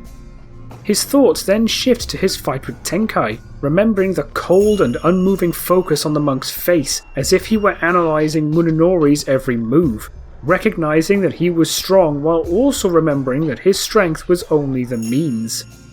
He recalls Tenkai saying that he became strong in order to defend the weak, unable to avoid drawing parallels to what Jubei said and seeing that they have similar viewpoints. Following this, he begins shifting his thoughts towards Nobunaga, seeing that he always focused purely on his own power as he destroyed the Yagyu village 11 years ago, ravaging the land until his final end at Honnouji. Munenori actually begins to wonder if his old viewpoint put him at risk of becoming like that, using that to finally begin realizing that he needs to change his outlook completely in order to find his purpose. Throughout this entire process, Yagyu trainees would come and go for training, every one of them noticing Munenori training alone and left confused that he at no point attempts to challenge anyone around him in order to prove his strength. In reality, Munenori is so deep in his own thoughts that he barely notices anyone's presence, keeping focused on his training until his mother eventually comes by to find him still practicing. She is forced to call his name multiple times before he suddenly snaps out of his thoughts, looking around to realise that night had already fallen, and she beckons him to come home to rest. Acknowledging that the battle of succession is tomorrow, she tells him that he'll need sleep to be prepared for it, and while he lies in bed, he vows to himself that he will find his answer and become someone that he is proud to be before the battle's end. The next day, the battle for succession officially begins as the competing generation all rush to the mountains, and temporary teams are soon formed between competitors specifically to bring down Munenori, everyone recognizing him as the greatest threat. As a result, Munenori is forced to keep himself hidden for the first day to avoid being outnumbered, And while he does manage to partake in and win a few one-on-one battles, he finds less pride or satisfaction in victory than usual. He ends up spending the first half of day 2 staying hidden while keeping a close eye on other competitors, noticing other one-on-one battles occur around him. When it is safe to do so, he would wait for these battles to end before ambushing the victor for a quick elimination, though still finds little satisfaction in these victories. He soon comes across a group of 3 Yagyu that initially formed a temporary team-up, listening in as he realises that their alliance is beginning to break down. While they initially teamed up to defeat Munenori, his successful attempts to remain hidden had caused them to begin thinking that he may have already been eliminated. The 3 each begin looking forward to their own victories, only for them to begin arguing about who among them is the strongest. This argument quickly becomes heated as they soon turn on each other, deciding that they'll have to fight each other in the end, so why not do so now? And Munenori watches as they wear each other down. Soon, one of them manages to outspeed the others, but as one of the slower Yagyu attempt to keep up, he is suddenly struck and defeated by the other while he's distracted, leading to a one-on-one battle. Seeing this, the faster Yagyu begins fighting more aggressively, soon leading to the slower Yagyu making a mistake since he is now left with no backup, and he is soon overwhelmed and eliminated. The faster Yagyu revels in this victory and declares himself the strongest, but as he is about to leave, he is caught off guard as Munenori suddenly launches an attack of his own and struck before he can react, resulting in his own elimination as well. As Munenori looks over the defeated group, he recognises their need to prove their own strength, not being used to seeing that mindset from the outside and beginning to see why people have become so frustrated with him for his own mindset. He once again flashes back to Tenkai's words that strength is not the goal, but he snaps back to reality as he hears the sounds of more Yagyu approaching him, fleeing into hiding once again and foraging for food before he can be caught, finding some Oni lilies that end up tiding him over for the night. As day 3 rolls around, Munenori keeps himself in hiding, though notices that the only competitors left are temporary groups for the most part. While he does hear occasional bouts of fighting, he keeps himself hidden for most of the day, eventually realising that the only competitors left are himself and a single group of 4 Yagyu. Unlike many of the others, this group agrees that since nobody has found a trace of Munenori, he is most likely still in battle, and agree to maintain their alliance until they know for certain that he has been eliminated. Munenori soon manages to track them down and find them, realising that they are led by a Yagyu named Akito, someone who is considered the second strongest Yagyu of their generation behind Munenori. As he stays out of sight, he begins to overhear them commenting on him as they all ask each other why they think Munenori kept to himself the day before during training. Akito mentions trying to talk to him only to be completely ignored, the others agreeing that Munenori had always acted like he's better than everyone around him. They express a hope that defeating him will hurt his ego, and Munenori realises that he was so focused on his training that he didn't even notice anyone trying to speak to him. It's here that he finally starts to see what his old outlook had done, realising that it had caused those around him to begin resenting him for his arrogance. As this finally dawns on him, he decides that change is necessary, and as the group are about to move on, Munenori emerges from his hiding spot and actually calls attention to himself, causing them to instantly turn around and see him. They all express shock that Munenori would willingly give away his position instead of maintaining the element of surprise, but Munenori simply stands there without a word.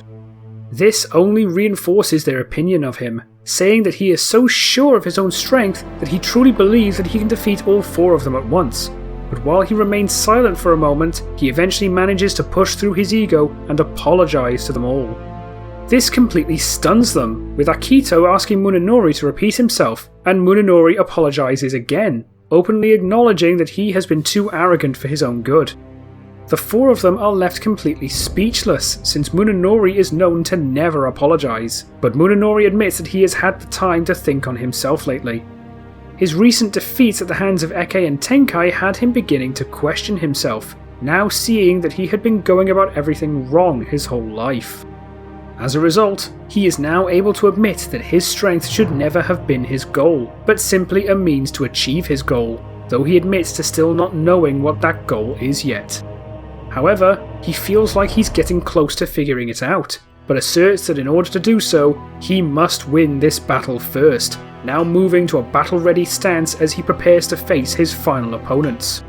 The group are left rather uncertain at Munenori's uncharacteristic attempt to open himself up, but they soon snap back and rush at him, hoping to use their numbers to overwhelm him. Known already for overpowering his opponents rather quickly, they instantly attempt to put more power than usual into their attacks against him to compensate, but Munenori is able to recognise the frustration in their eyes as they approach. He once again flashes back to his losses against Eke and Tenkai, deciding to take inspiration from them this time as he focuses purely on parrying their attacks rather than striking back like he normally would. This leaves him far more calm and precise than usual, throwing his opponents off as they stumble around as their attacks get redirected. This time, Munenori finds himself focusing on his opponents rather than his own strength and skill, preparing to parry an attack from Akito as he hears another Yagyu rushing in from behind. Using both of his swords, he catches Akito's attack and uses its momentum to send him into the other Yagyu before they can reach him, sending them both crashing into each other and careening to the ground. The other two recover in the meantime and lunge at him again, but as the first Yagyu attacks, Munenori blocks and parries their repeated hits and lands a swift kick to the head, knocking them to the ground. The other tries to take a swing as this happens, but Munenori manages to perform an X-lock to block the attack, pulling his swords apart to push his opponent's weapon upwards and following through with a powerful counter, striking and eliminating the first of the four Yagyu. Akito and the other Yagyu get back up after crashing into each other and try to attack him from both sides, but Munenori manages to block each attack with one sword each. At the same time, while still rather dazed from the kick, the third Yagyu tries to take advantage and rushes in to strike Munenori from behind, but Munenori hears his approach as he pushes the other two away. He spins around to parry the attack and leaps into the air as they stagger back, jumping behind them and slashing downwards as he lands, eliminating them from the fight. Having seen Munenori so quickly defeat half of their team leaves Akito and his ally extremely nervous, knowing that Munenori was always strong, but never having seen him fight so calmly and without bragging about his strength. To them, it was almost like they were fighting someone entirely different, unable to figure out in the moment how exactly to counter him. Munenori is able to see this clear hesitation and takes advantage, rushing in towards the other Yagyu and causing them to try and defend themselves in a panic. But as Munenori swings his right sword, he suddenly stops it before it hits in order to fake them out, swinging his left at a different angle and landing a heavy blow, eliminating them. Now left as the only Yagyu standing, Akito realises that he's stuck in a one-on-one engagement with Munenori, one that he already knows he can't win, and actually begins considering forfeiting the fight entirely. As he prepares to do this, however, he is suddenly frozen in place as Munenori shouts at him "No," the latter not wanting to win because his opponent gave up. As Akito is stunned speechless, Munenori asks him if giving up in the face of a challenge is really an action worthy of the name Jubei, telling him that if he really thinks that Munenori is stronger, then to use that knowledge as motivation to get stronger himself. Munenori declares that Jubei Yagyu is a warrior that rises to any challenge no matter how strong, and asks Akito if he truly believes himself worthy of that name. Hearing this, Akito manages to find his resolve, gripping his weapon tighter as he asserts that he is indeed worthy of the name Jubei, planting his feet into the ground and readying himself for his final battle with Munenori. Cocking a bit of a smirk, Munenori accepts Akito's challenge, encouraging him to prove himself as he takes a battle stance of his own. All the while, this final skirmish is watched by a Yagyu overseer who is left utterly shocked at Munenori's growth after his now infamous ego streak, realizing that his losses against Eke and Tenkai had considerably shifted his mindset.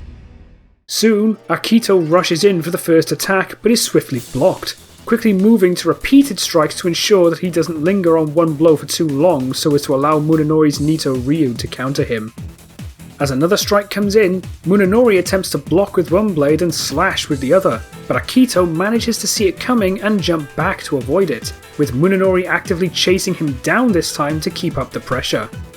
At this point, Akito finds himself focusing purely on the here and now, much like Munenori, no longer allowing his resentment nor the prospect of a potential victory distract him as he manages to keep up with Munenori's attacks, the latter now seeing how Akito had come this far in the contest. As Akito is barely able to block and parry Munenori's defense, the latter attempts again to catch Akito's sword in an X-lock, but Akito thinks quickly and drags his sword over to the side, pulling Munenori's blades with him before he can pull them apart like before. He attempts to take advantage and land a kick on the opposite side, but Munenori actually decides to follow their weapon's momentum and drag them all the way into the ground, causing Akito to be thrown off balance and miss his kick. Seeing the perfect opportunity, Munenori takes advantage and pulls his lower sword back before using it to perform a powerful uppercut, making full contact and knocking Akito to the ground. Now barely conscious, Akito raises his head from the ground and swears to one day surpass Munenori before collapsing, Munenori cracking a smile and saying that he looks forward to it. With this, the Overseer reveals himself and congratulates Munenori, declaring him the victor of the battle for succession, Munenori suddenly realizing that he had managed to achieve his original goal of becoming the strongest Yagyu of his generation. Instead of reveling in it, however, he finds himself wondering what is next for him, able to see now that Tenkai was right about strength not being the goal. But this thought does not last long as he finally succumbs to exhaustion and collapses himself, the Overseer catching him and carrying him back to the Yagyu village.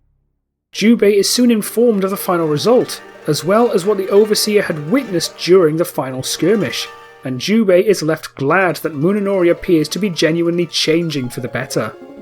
Once the rest of the Yagyu are brought back and given a day to rest, Munenori is instructed to purify himself in the waterfall before reporting to Jubei, and the latter officially names him the strongest of his generation, passing the Jubei name down to Munenori. As a result, Jubei begins going by his birth name of Munetoshi again, while the new Jubei thanks him, though he finds himself trying to figure out what to do next. Munetoshi notices and asks if something is troubling him, but Jubei says that he is just thinking about what he had learnt in recent days. Munetoshi asks if he's referring to the lessons learnt from Eke and Tenkai, but Jubei says no, instead acknowledging the effect that his arrogance had on those around him. He realises now that his constant strive for ultimate strength had birthed resentment in the people around him, leading him to be left alone in his most important battle, while everyone else united against him. To Munetoshi's surprise, Jubei compares his own arrogance to that of Nobunaga, believing that the Warlord's arrogance had led him on a path of self-destruction, spreading suffering and death until he was inevitably destroyed himself. With Jubei having seen the truth in his actions, Munetoshi finds himself more hopeful for his future, and after a moment of silence, he asks his son if he had indeed found his purpose. Jubei remains silent for a moment as he gives it one last thought, soon speaking up and saying that he now sees the folly of his own arrogance and ego, acknowledging that they will only cause harm if left unchecked. After taking the past few days to think, he had come to the conclusion that if it continued, he could have begun walking the same path as Nobunaga, believing that he would have eventually reached a point of no return where people would have started dying as a result until he eventually destroyed himself. Munetoshi is left highly impressed at Jubei's self-reflection and insight, and Jubei asserts that it isn't a path that he wishes to see anyone take. Having truly found his resolve through this conversation, Jubei suddenly stands up and announces that his purpose is to wield the Yagyu sword against arrogance itself. Not just his own, but others as well. Jubei swears to use the Yagyu sword to teach those around him to be better as others have taught him, hoping to break the cycle of death and destruction as a result.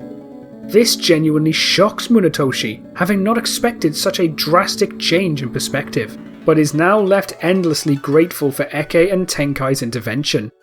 He stands up to meet Jubei and smiles, saying that Jubei has chosen a fine cause to fight for, naming it worthy of the Jubei name. He approaches Jubei and places his hand on his shoulder, saying that he has grown into a fine and honourable man and congratulates him for his success.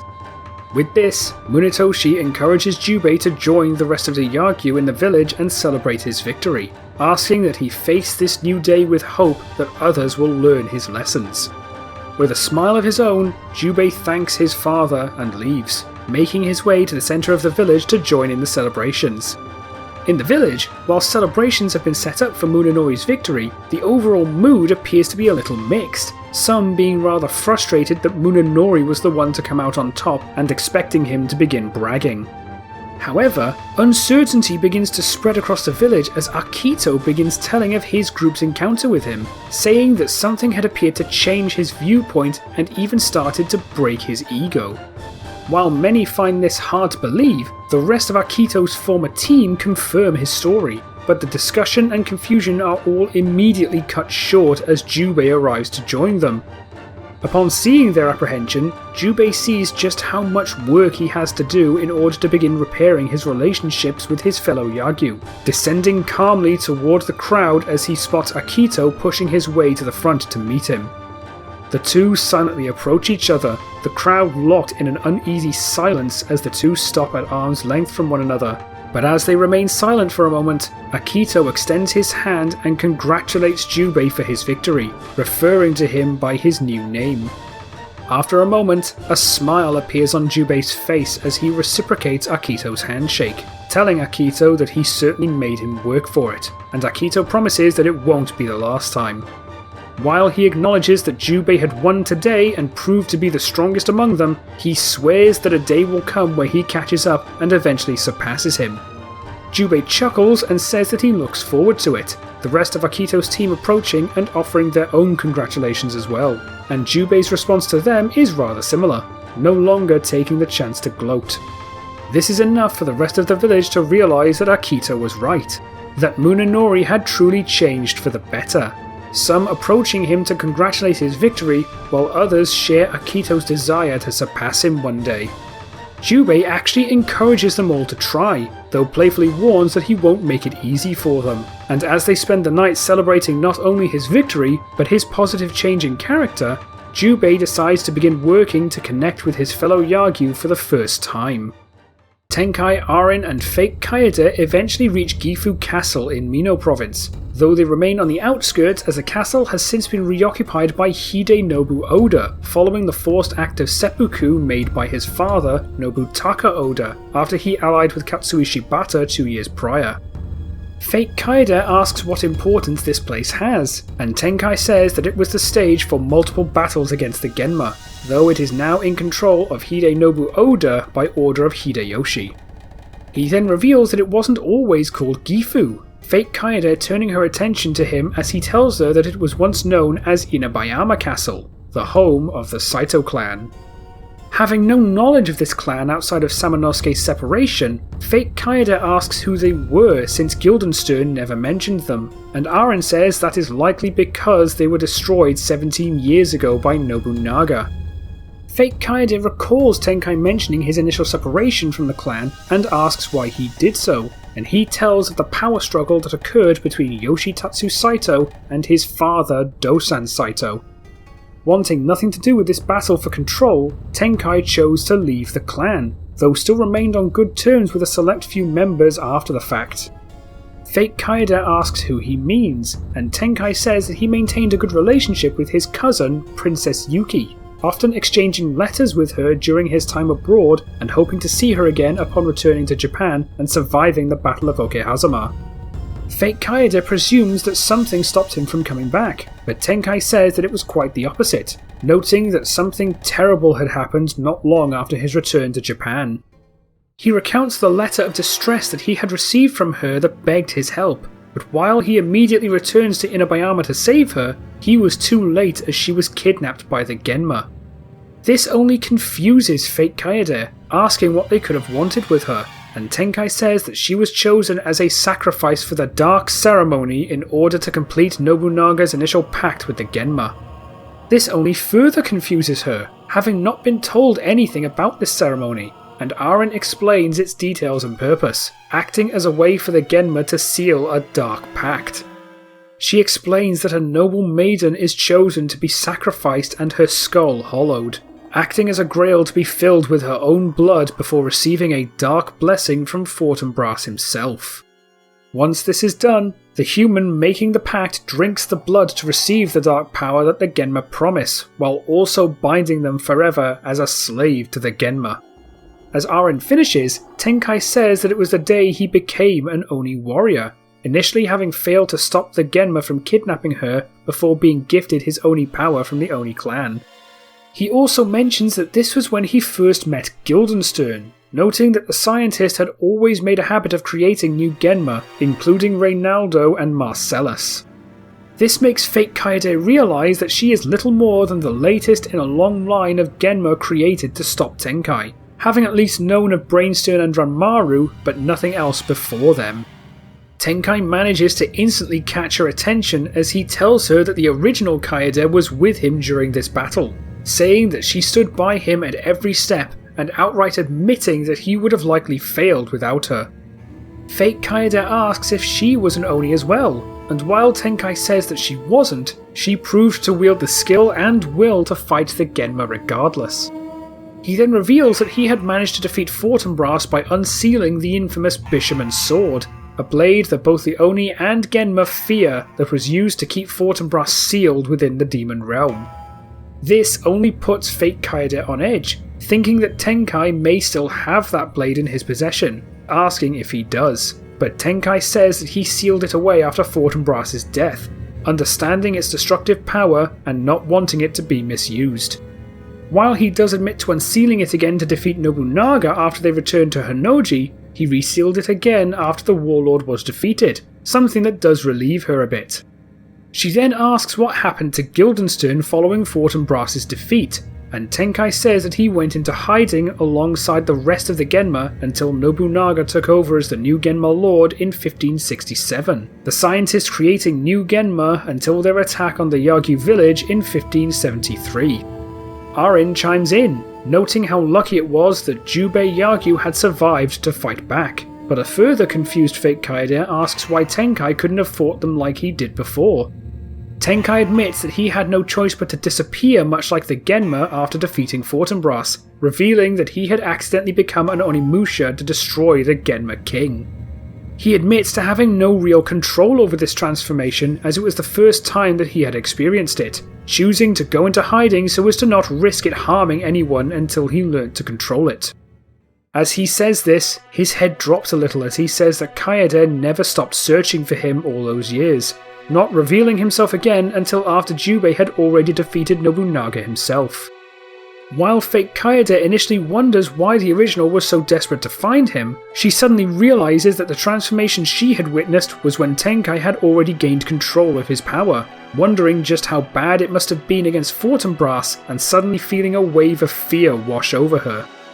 Tenkai ends up noticing this and realises that she is beginning to fear him even more, and his own mood begins to drop further. While this journey initially felt like the old days as he retraced his steps with her, he now finds this feeling beginning to fade as he sees just how differently that this Kaede views him compared to the original, something that Arin notices. Before she can say anything, however, Tenkai snaps himself out of it and says that it's time to move on, saying that their next destination is in the mountains of Omi province. Fate Kaede agrees and walks with the two, but finds that her mind is now filled with a mixture of confusion and uncertainty, dwelling on the different choices made by both Nobunaga and the original Kaede. She also finds herself dwelling on the power of Tenkai, realizing that she never truly had the chance to defeat him from the very beginning, and she finds herself unable to focus on any one thought for the majority of the journey.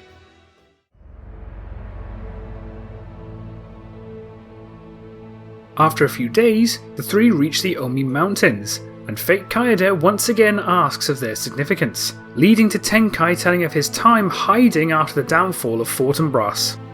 He felt the need to isolate himself for over a decade while he worked tirelessly to control his Onimusha power, remaining so disconnected from everything around him that he wasn't fully aware of the circumstances surrounding Jubei's battle against Nobunaga, not even knowing that another Oni warrior existed. He then says that it was here that he finally decided that he no longer needed to remain hidden, having spent 13 years fighting the Genma alone and continuing to do the same here. It was here that he was overheard by someone, and while he initially attempted to move on, he heard a familiar voice calling out to him, realizing that it was Kaede. At that moment, as she realized that she had finally found him, he labels that as the moment that he knew he needed to come back, recalling the shock on her face since she had feared that he was dead. Feeling a wave of guilt for hiding from her for so long, he attempted to explain his reasoning to her, but in the end, they were just happy to see each other again. From then on, she refused to leave his side for any reason, Arin noticing a clear look of sorrow on his face as he says this. Fake Kaede still finds herself unable to comprehend an emotional connection like that and asks why she refused to leave his side. Tenkai actually rendered rather surprised at this question.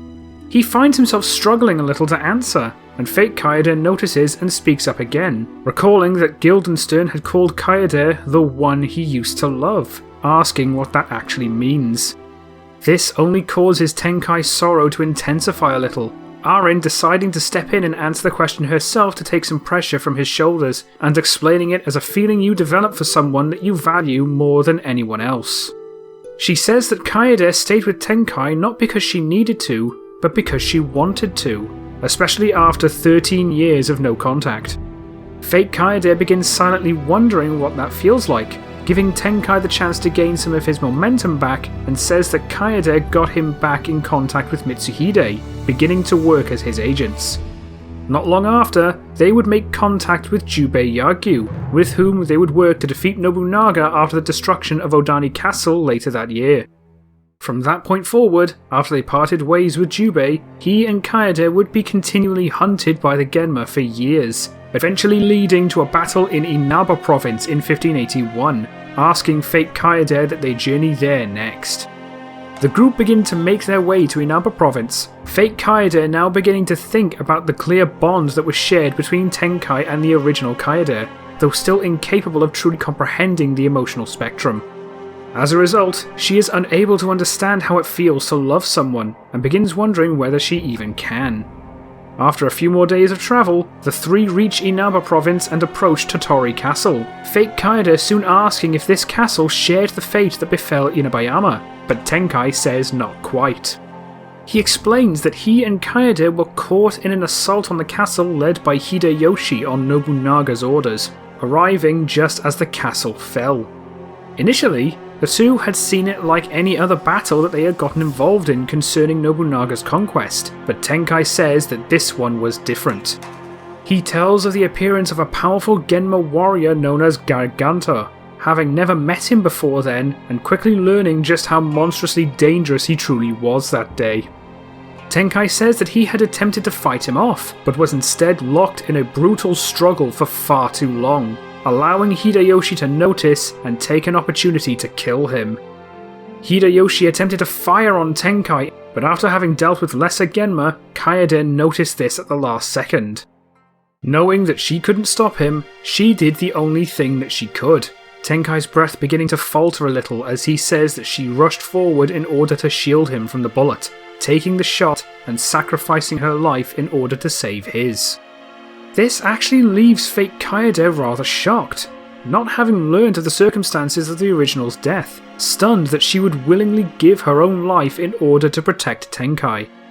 After a deep breath, Tenkai admits that that moment was the first time that he had felt such burning anger, tapping into his Oni power to push Garganto back and slaughter many of the other nearby Genma, as Hideyoshi is forced to sound a retreat. With his enemies fleeing, Tenkai says that he took the chance to take Kaede and escape, doing everything that he could to save her life, but in the end, there was nothing he could do. As Tenkai tells this story, Arin can't help but shed a tear of her own, knowing what Kaede's final act truly meant, as well as knowing that Tenkai is clearly still grieving her death. Tenkai asks them both to follow him, but Fake Kaede finds herself a little confused that Tenkai addressed them both this time, assuming that Arin had already known about all of this. While Arin herself is admittedly a little uncertain, she has a strong hunch at what Tenkai is about to show them, and they are both led to a tree with a single gravestone underneath. Arin is left both saddened and a little unsurprised, instantly realising that her hunch was correct, and when Fake Kaede asks what this is, Tenkai simply answers that this is Kaede.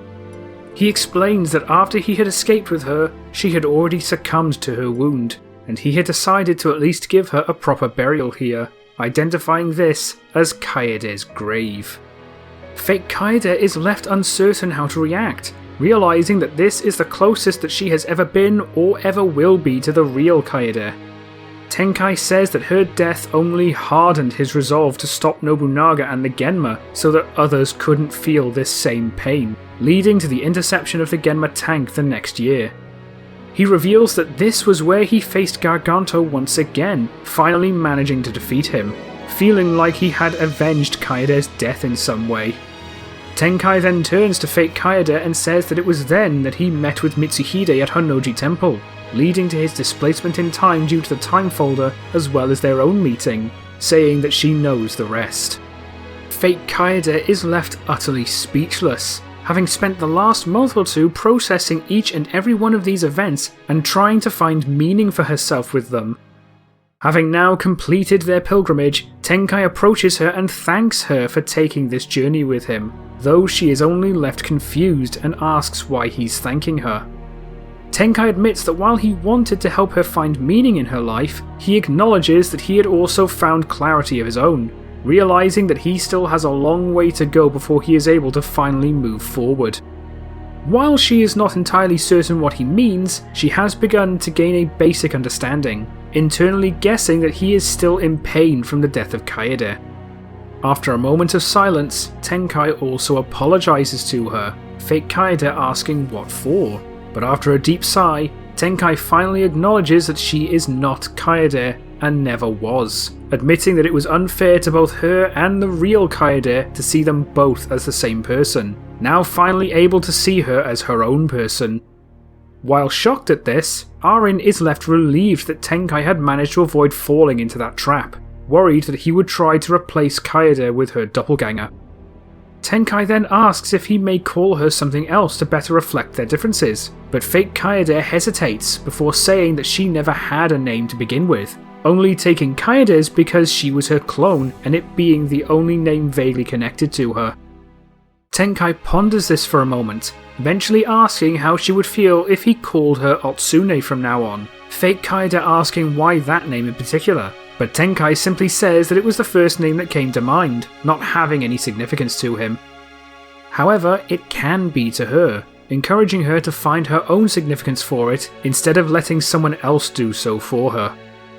Moments of silence pass by as she thinks on this, but she eventually accepts this new name, taking the identity of Otsune and asking what she should do now, but Tenkai says that it's up to her to decide.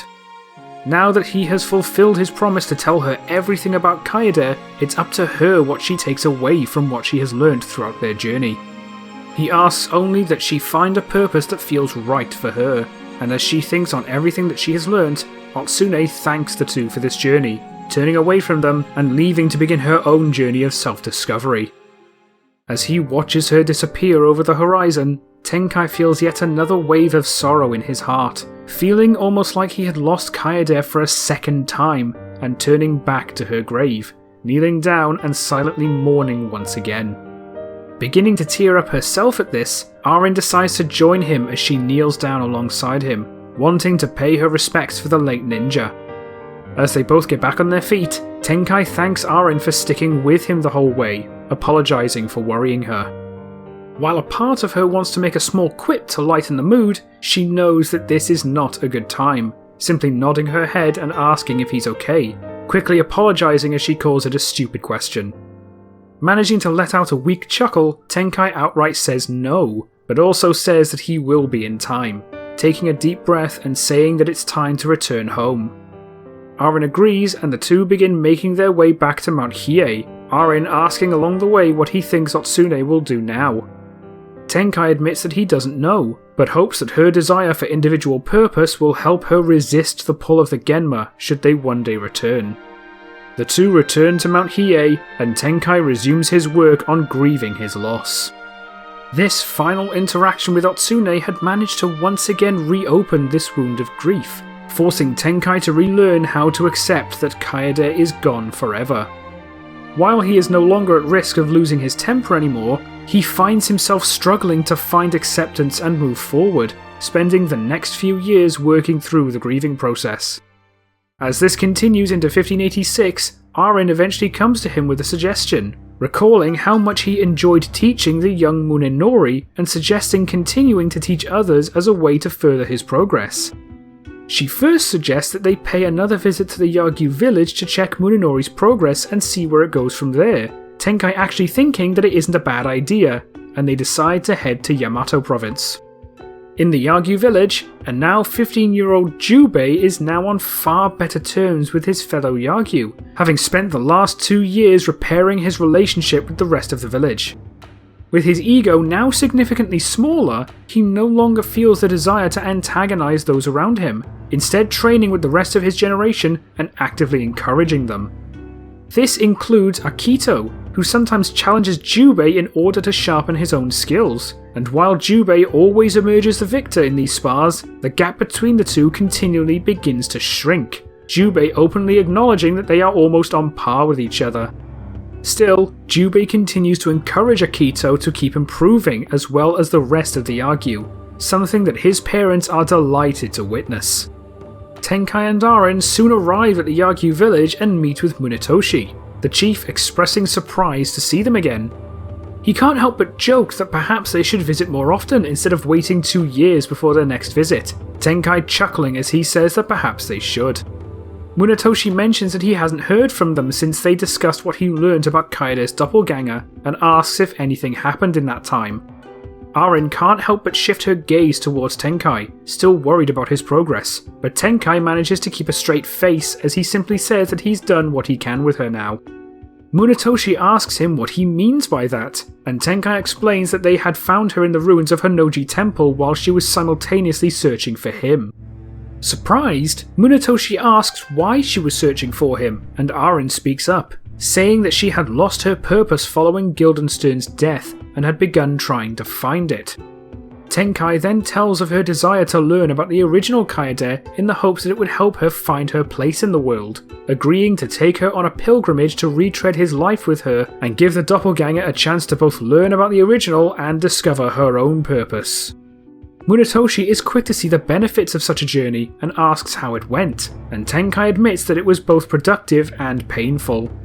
He had taken her to many significant places, starting with his first meeting with Kaede, and retold the events of their lives together, ending with them journeying to Inaba province in order to visit Kaede's final resting place. The revelation of Kaede's grave stuns Munetoshi quite a bit, not realizing that that was where she was buried, and he asks what the clone's decision was when their journey ended. Tenkai admits that he doesn't really know, saying that they parted ways in Inaba after she had decided to abandon the name of Kaede for another, agreeing to go by Otsune from now on after he had finally accepted that the two were not the same. Otsune had seemed to gain some level of understanding of events as well as who Kaede truly was, but they have yet to hear anything about her ever since, noting that even her previous rumours have died down now. While a bit concerned that she was once again allowed to walk away, he praises Tenkai for being able to move on from his loss, Tenkai thanking him for the sentiment while also admitting that he would have likely failed if he were alone, Arin unable but to give him a smile upon hearing this. Happy to see Tenkai genuinely making progress, he asks what brings the two here, presuming that it wouldn't be just to deliver news about Otsune, and as he cocks a smile, Tenkai recalls his previous interaction with Munenori, hoping to see his progress after 2 years. Instantly, Munetoshi lights up a little and expresses a want to thank him for that, saying that since his and Eke's visits, Munenori began to show genuine change within himself. The losses that the young Yagyu had faced caused him to begin questioning his ideology, eventually leading him to ask for Munetoshi's perspective the day before the succession battle. Munetoshi recalls attempting to teach him the water that flows west, asking Tenkai if he knows it, to which Tenkai actually confirms and recognizes as the foundation from which the Yagyu Shinkage Ryu style was built. While impressed, Munetoshi is rather unsurprised that Tenkai knows this, continuing that Munenori actually sat down and listened to the lesson this time instead of brushing it off, taking it all in and thinking on all he had learned for the entire day before the battle. Over the next 3 days, Munetoshi received reports of the battle, ending with Munenori finally coming to terms with his own ego and actually making the decision to abandon it, something that was witnessed by a Yagyu overseer during the final battle between Munenori and Akito. This change in mindset also brought a change in battle style, causing Munenori to fight with significantly more focus and precision as he kept his vision on the present instead of constantly looking towards a future victory. In the end, Munenori was the last man standing and earned the Jubei name, having finally found a reason behind the strength that he had attained in the process. Delighted at this news, Tenkai and Arin ask what his purpose is, and Munetoshi proudly tells them that Jubei had chosen to wield his sword and strength against arrogance itself. Having seen the effect that his own arrogance had had on those around him, he feared that he was leading himself on a self-destructive path akin to the likes of the late Nobunaga, now seeking to stop others from falling down that same path in order to interrupt the cycle of destruction that always follows. This massive level of change and self-reflection genuinely shocks the two, and Tenkai openly expresses a desire to meet Jubei again and see the change for himself. Still maintaining his proud smile, Munetoshi says that he would be happy to arrange that, saying that Jubei had hoped for much the same, and he leads the two towards the centre of the village.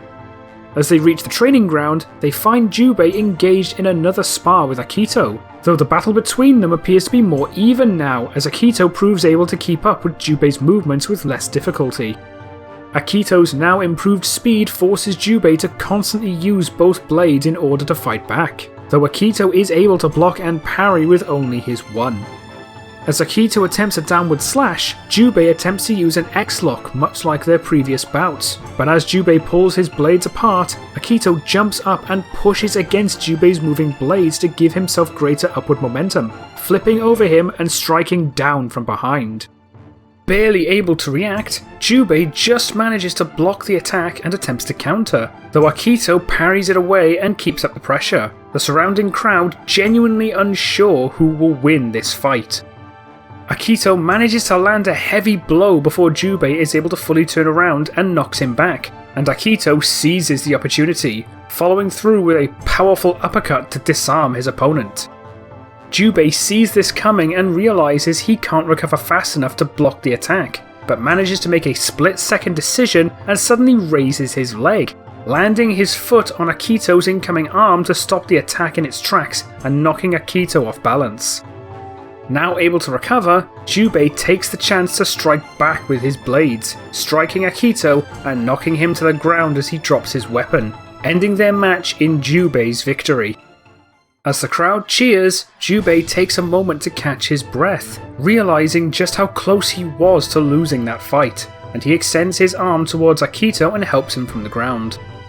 While Akito is a little disappointed that he lost despite managing to use Jubei's techniques against him, he is also highly emboldened by the fact that he was so close to finally defeating him. Jubei is left rather impressed, flatly admitting that he barely managed to win that fight, and with a smirk, Akito promises to overcome him soon enough, Jubei noting that he will have to up his training to stay ahead. By now, the two have a far better relationship, now having developed a highly competitive but just as friendly rivalry as they both push each other to stay on top of their game. This sight alone is enough for Tenkai and Arin to realise that Munetoshi was not exaggerating Jubei's growth, delighted to see such a positive change, and Jubei turns to greet his father only to stop in his tracks upon seeing the two.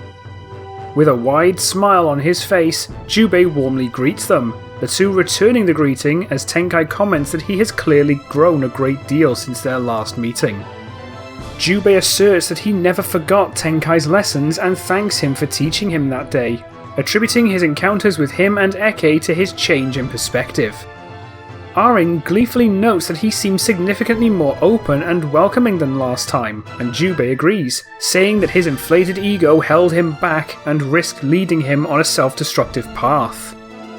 Having realised the effect that his ego had on those around him, He sought to change himself while he still had time, having worked for the past 2 years to repair his relationship with his fellow Yagyu after his arrogance had alienated them. Tenkai can only smile as he sees that Jubei has truly worked to become the best version of himself, saying that Munetoshi had told them that he had found a reason behind his strength. Assuring that he kept his promise, Jubei confirms, saying that he now wields the Yagyu sword against ego itself to ensure that others don't follow the path that he almost did. Tenkai congratulates Jubei, calling it a purpose worthy of the Jubei name, and Jubei asks if he would be willing for a rematch, wanting the monk to witness his growth firsthand. Tenkai instantly agrees, having hopes to have this chance to see Jubei's progress, and Munetoshi has the training area cleared for their spar as he stands back with Arin to watch. The two are quickly approached by Jubei's mother, her mood clearly far better compared to 2 years prior in response to her son's positive growth, and she exchanges greetings with Arin. Arin notes that she seems much happier now, and Jubei's mother confirms, no longer fearing for her son's future now that he has abandoned his arrogant nature. She notes that he had already begun to show signs of change not long after Eke's lesson, but believes that Tenkai's teachings are what cemented that change. Having worked for the past 2 years to separate himself from his pride, she's delighted to see the man that he is now becoming, turning to Arin and thanking her and Tenkai for making this happen. Arin smiles, but tells her that she should be thanking Tenkai, but Munetoshi says not necessarily, telling a now slightly puzzled Arin that Tenkai now seems to be more at peace than he was before. He remembers the pain that the monk was clearly in 2 years ago, and sees this improvement as possible due to Arin's constant support, making her just as responsible for Jubei's change. He thanks her for keeping her word to watch over and help Tenkai, and as the preparations are finished, Arin turns back to Tenkai and says that she wouldn't have it any other way.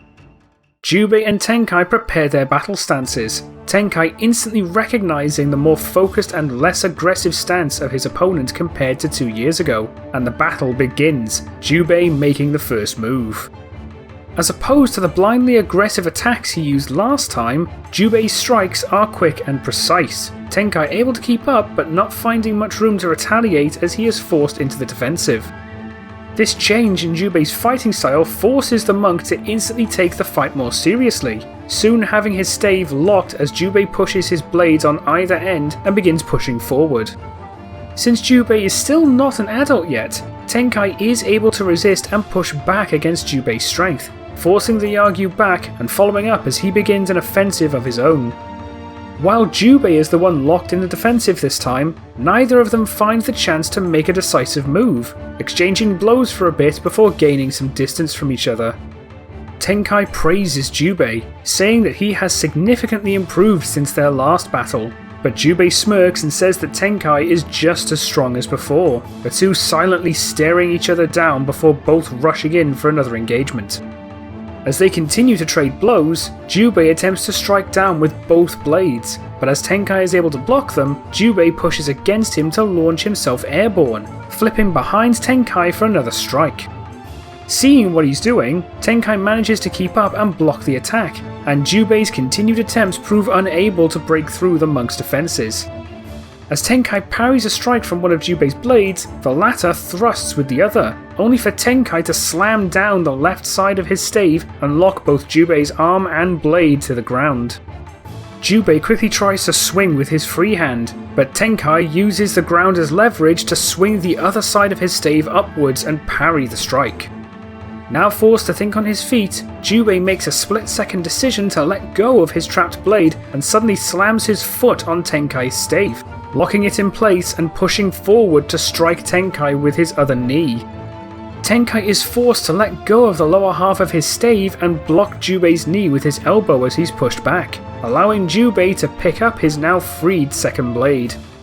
As he does, Tenkai rushes back in to land a powerful blow, though Jubei is just barely able to block in time as he's now the one getting pushed back.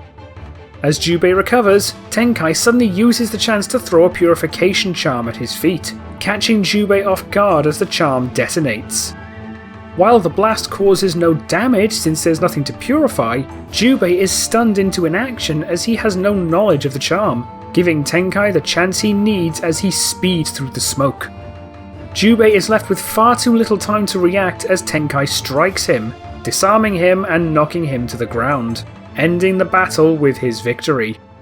While everyone is initially concerned at the explosion, they soon see that Jubei was unaffected in the aftermath, though are still shocked at Tenkai's victory. Arin is left rather surprised that Tenkai resorted to using his charms, saying that he only ever uses them against the Genma. But while Jubei's mother is a little worried, Munetoshi quickly works out that the charm was solely used as a distraction as opposed to causing any genuine damage. Arin realises that he's probably right, and when Jubei's mother asks what those charms are, she explains that they are purification charms that purge all forms of evil, openly admitting that they would likely have no effect on anyone in the village, even when directly hit, agreeing that it was likely used to obscure Tenkai's last attack.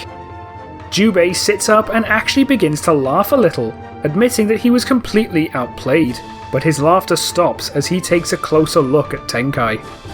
To his surprise, he sees the monk actually panting a little, realising that he pushed Tenkai harder than he thought, Tenkai soon catching his breath and extending his hand. As Jubei takes it and stands up, Tenkai admits that their raw skill leaves them on almost equal grounds, giving Jubei the same explanation when asked what that charm was. Tenkai flatly admits that the charm would not have harmed him even if it made direct contact, having only used it to throw Jubei off in order to land a decisive blow. Realising that it was a genius play, Jubei says that he clearly still has a ways to go in order to match the monk, but Tenkai disagrees, again saying that their skill is almost equal. He says that he could tell through their battle that Jubei had truly found a reason behind his strength, smiling as he says that the future of the Yagyu is in safe hands.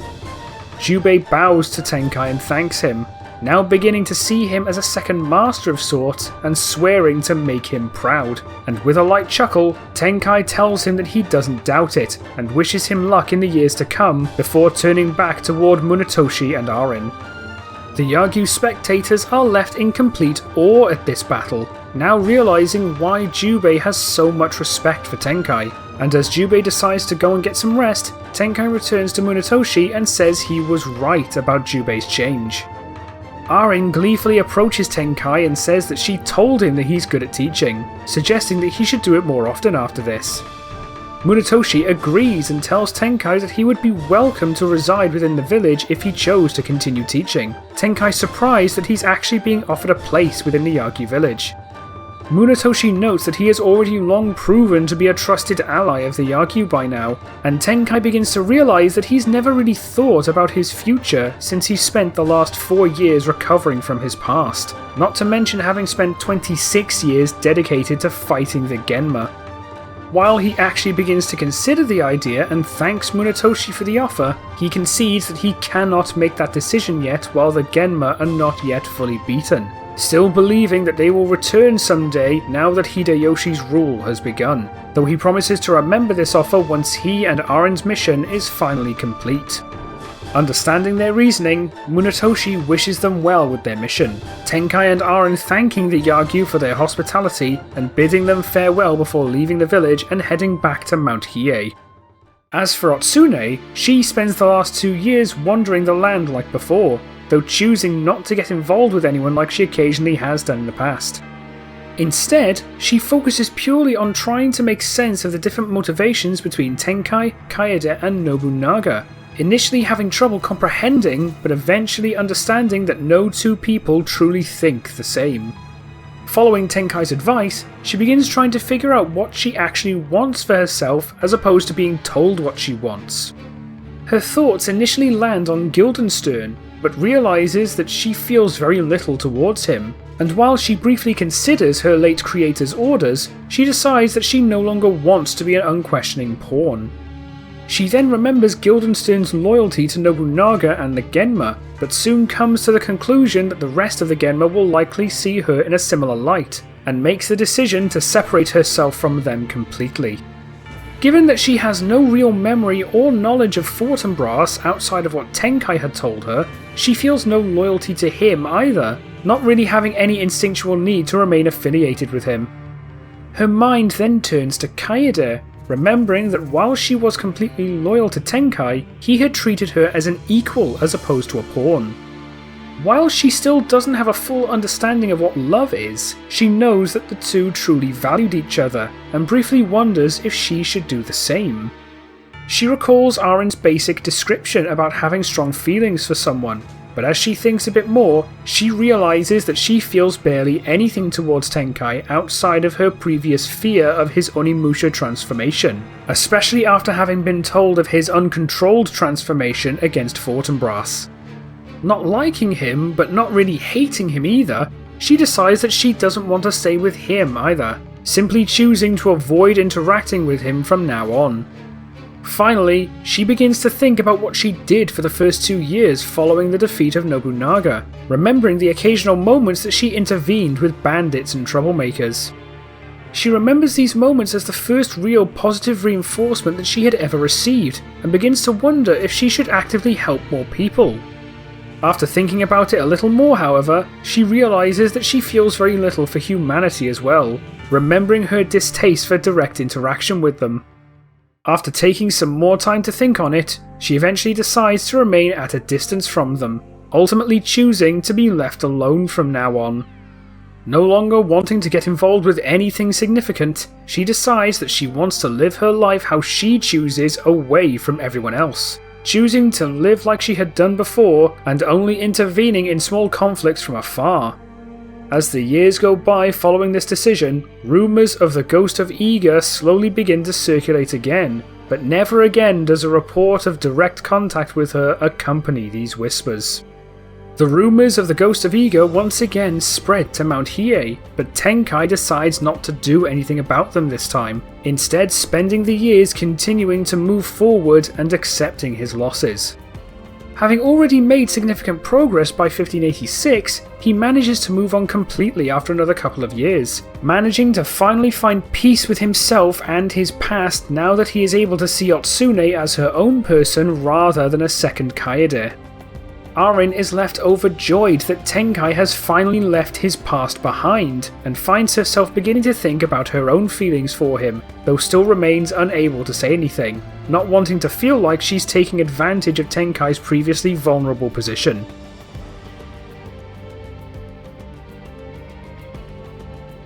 After Tenkai fully recovers from his grief, the two begin travelling the land much like they do in Twilight of Desire, hunting down and killing small pockets of Genma for money.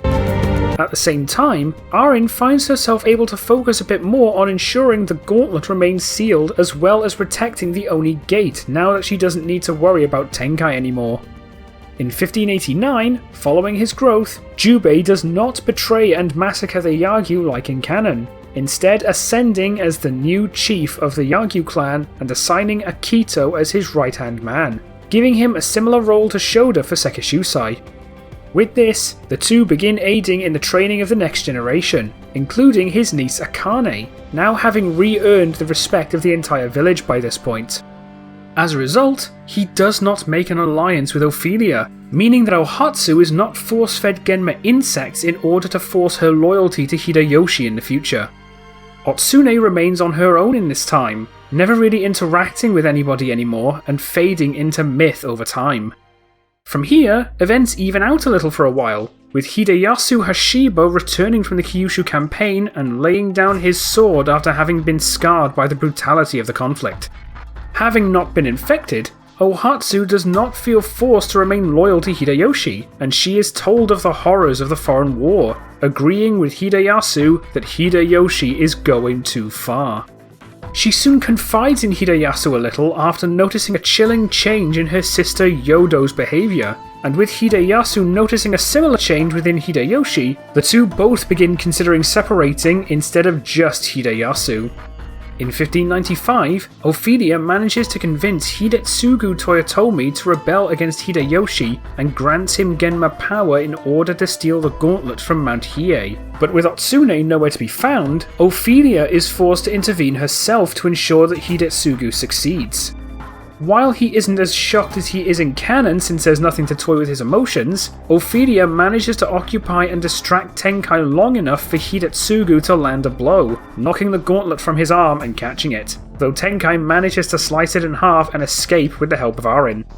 The rest of the Twilight of Desire manga progresses as normal from here on, with Tenkai and Arin allying with Hinagiku to infiltrate the Jirakudai Palace, Tenkai successfully purifying Guildenstern and defeating Hidetsugu after retrieving the full gauntlet and killing the rebellious lord.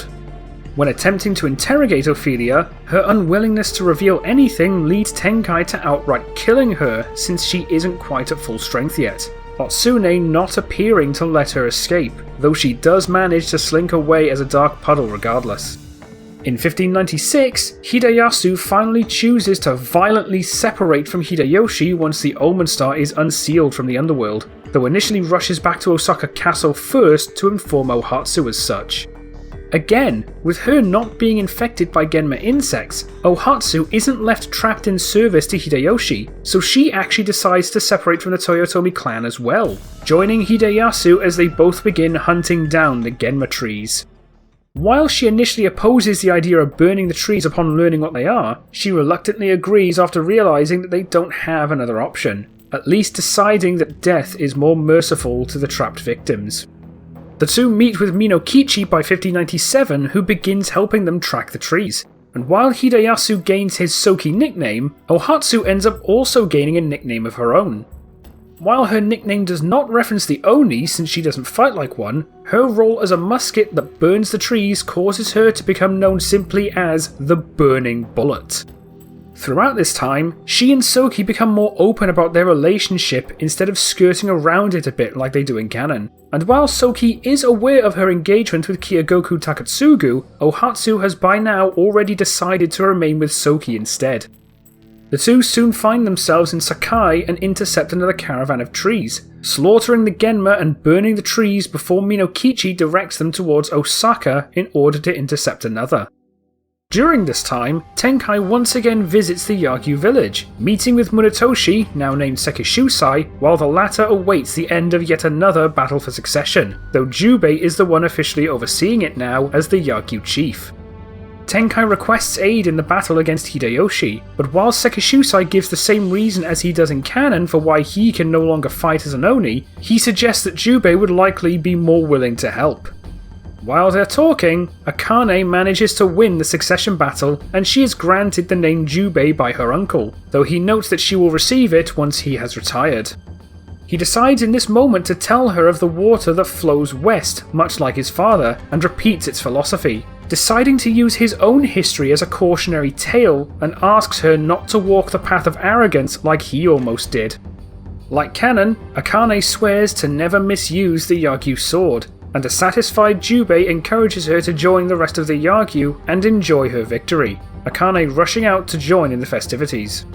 Sekishusai and Tenkai are present during this ceremony, with Tenkai remaining hidden much like he does in canon, and he begins talking with Jubei, the latter now referring to him as Master Nankobo. He apologises for not being able to speak before now, but asserts that he had to prioritise the ceremony first before they could discuss Tenkai's business, Tenkai obviously understanding. Tenkai can't help but be reminded of Sekishusai when they first met, and Jubei smiles and says that he's simply trying to follow his father's example. Sekishusai tells him that that's not necessary, however, since Jubei has already made his own example to follow, and Jubei says that he hopes so, before quickly snapping back and asking what he can do for Tenkai. The monk's face suddenly becomes more serious as he repeats what he told Sekishusai, requesting aid against Hideyoshi and the Genma, and Jubei's expression similarly shifts as he notes the recent appearance of the Omen Star, having believed it to be related to the Genma. Knowing that Genma activity has skyrocketed lately, Jubei can't help but think back to the 1573 attack on the Yagyu village and worries about a repeat in history with the Genma now returning in great numbers across the land, asking Tenkai to give him time to make the village aware of the situation. Jubei encourages him to stay and partake in the festivities in the meantime, promising to leave with him tomorrow, and Tenkai agrees, thanking Jubei for such a quick decision. The three soon make their way to the village square, and the Yagyu take notice of Tenkai, greeting the monk with significant respect given his history with Jubei. While the younger generation are briefly confused, they soon realise that Tenkai is the individual that Jubei had always spoken so highly of over the years, and Akane quickly rushes forward to meet him. As he recognises her as the next Jubei, Akane mentions that her uncle had always spoken highly of him, though also notes that she can sense a vague sense of power from him, asking if he's at least affiliated with the Oni. Tenkai is rather surprised at her perception, though also has enough knowledge of the demon eye to work out that she sensed him through that, thinking that she could very well become a powerful Oni in the future. He confirms and turns the conversation toward her victory, asking what drove her to win, and she expresses a want not to disappoint her uncle and grandfather, acknowledging that she comes from a strong lineage. She wishes to continue her family's legacy and carry on their mission to fight for the sake of all life, a cause that Tenkai respects and wishes her luck toward. Akane promises to live up to her word, and the celebrations continue into the night. Without being brought here by Munenori like in canon, Ophelia does not release Genma insects on the village, so the night goes uninterrupted. The next day, Jubei requests the attention of the village and announces that he is leaving with Tenkai in order to join the fight against the returning Genma, the rest of the village understanding and wishing him luck. Akane does attempt to leave with him, but Jubei refuses, understanding that she wants to help but thinking that she is still a bit too young right now. He doesn't outright tell her this, instead asking her to remain in order to keep the village safe while he's away. While disappointed, Akane understands and accepts his reasoning, hoping that he will return soon. Jubei turns to Sekishusai and bids him farewell too, and Sekishusai wishes him luck, having faith that he will be fine, and Jubei leaves the village with Tenkai as they journey toward Osaka. On their own journey towards Osaka, Soki and Ohatsu stop at an abandoned village where they are attacked by Juju and Ginfa, the two having been assigned to assassinate Soki at the behest of his brother Hidetada Tokugawa. Naturally, the two of them working together allows them to overcome the pair of assassins a little faster, though when Soki openly considers killing Juju, Ohatsu is quick to voice her opposition and convince him to stand down, not knowing Soki was going to do so anyway since he believes Juju to be human. Ohatsu actually tries to speak more softly to the hybrid and ask her why she's here, but while Juju isn't quite used to Ohatsu's kindness, she remains unwilling to talk to them, leaving Ohatsu to decide that it's best to leave them be. Overall, the encounter is largely the same as canon, and the two leave the village to continue their journey to Osaka. Aware of both of their reputations as opposed to just Soki, as well as the true nature of the Genma trees, Tenkai naturally tells Jubei all that he knows about the two as they make their own journey, and they arrive in Osaka at around the same time as Soki and Ohatsu. While Tenkai meets with Okuni like in canon, Jubei focuses on tracking down Soki and Ohatsu, able to slightly sense Soki's presence as an Oni thanks to Tenkai's aid and managing to instantly recognize him upon finding them. He calls their attention by name, shocking the two, and Soki can't help but presume him to be another agent of Hideyoshi sent to kill them. Jubei is quick to deny this and introduces himself, particularly shocking Ohatsu due to her knowledge of her mother's history with a Jubei Yagyu. She's left a little confused as she had expected him to be older, but instantly finds it easier to trust him regardless, mentioning that her mother had known a man of his name.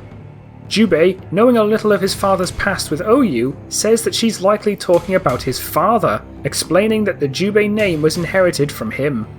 Soki is quick to ask what he wants, and Jubei explains his and Tenkai's mission to them, asking if they'd be willing to join forces in order to work together against Hideyoshi and the Genma. While Soki is slightly apprehensive, Ohatsu is far more on board with the idea, believing that having Jubei Yagyu at their side would be perfect for them. She stresses to Soki that he knows they can't beat Hideyoshi alone, especially with the knowledge that Jubei is working with another.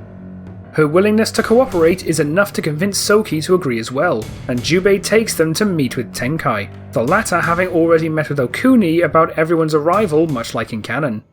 The three find him as he watches Okuni practicing her dance, but as Tenkai expresses relief that Soki and Ohatsu agree to an alliance, everyone is shocked into inaction as the Darkstone within the Sakai facility begins to activate. Deciding that it's time for direct involvement, Tenkai warns that Mitsunari Ishida is near and encourages them to help face him, Soki and Ohatsu agreeing since they always hated Mitsunari for years.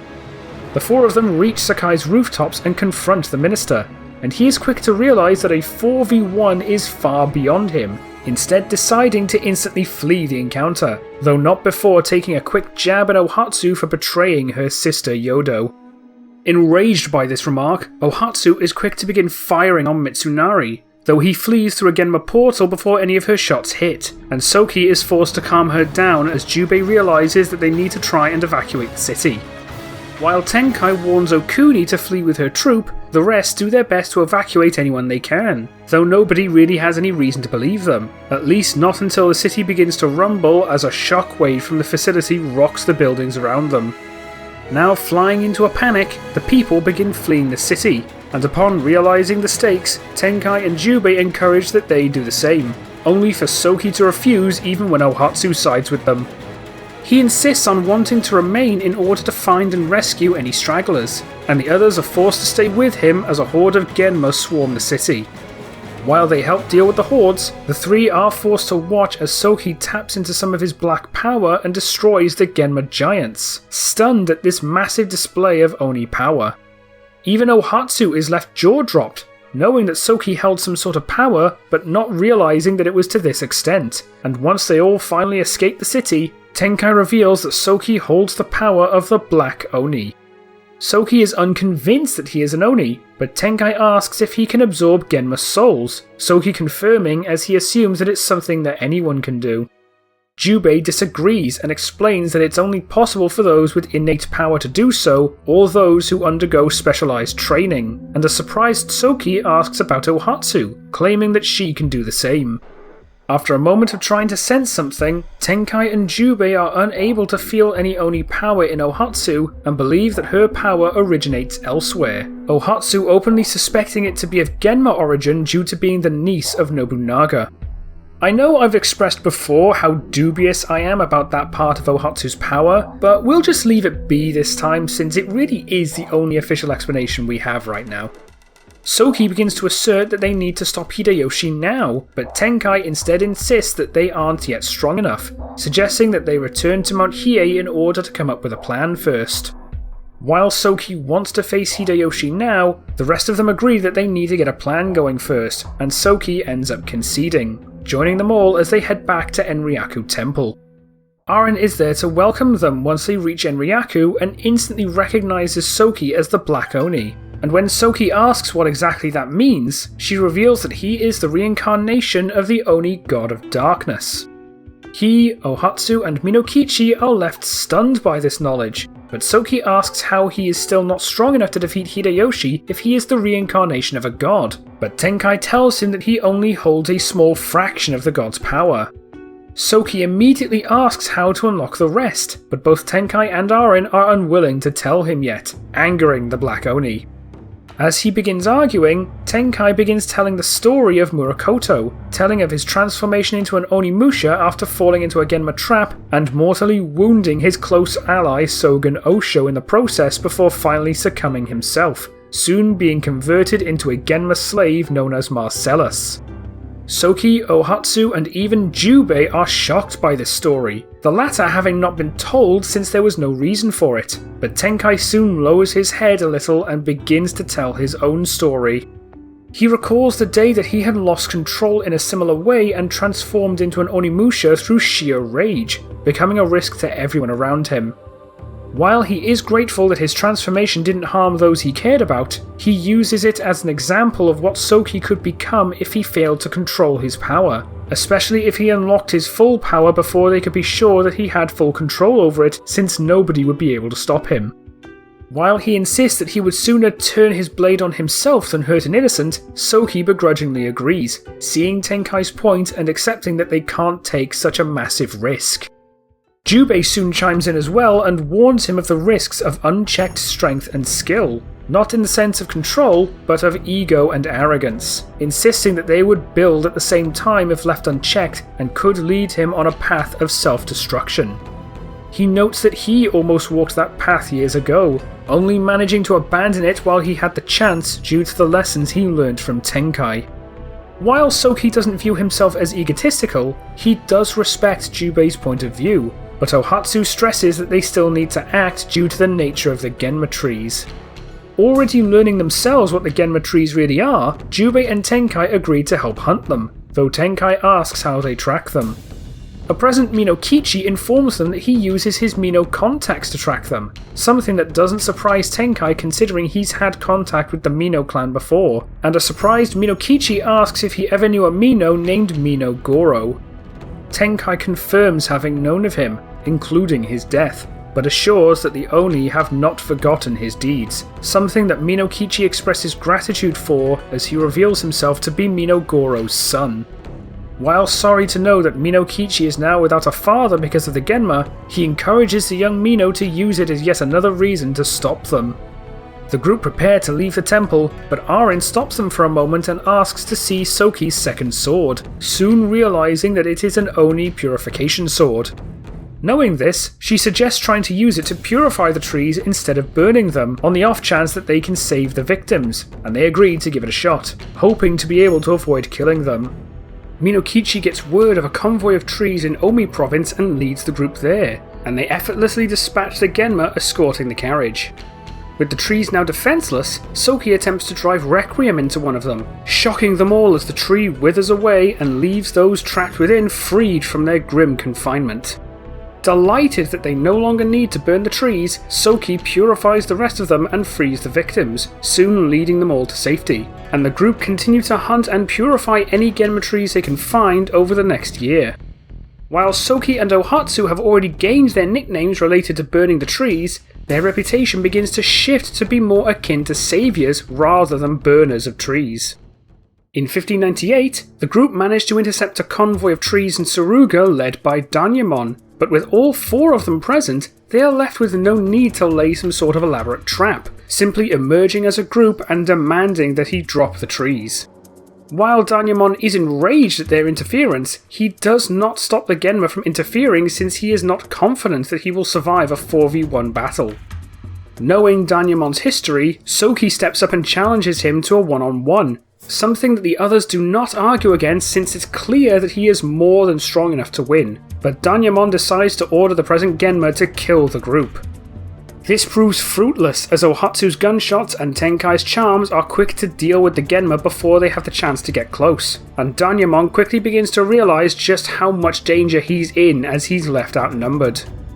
As they begin to surround him, they each recognise the stench and work out that he's been eating Genma insects, deciding to ensure that he does not escape as Soki repeats his challenge.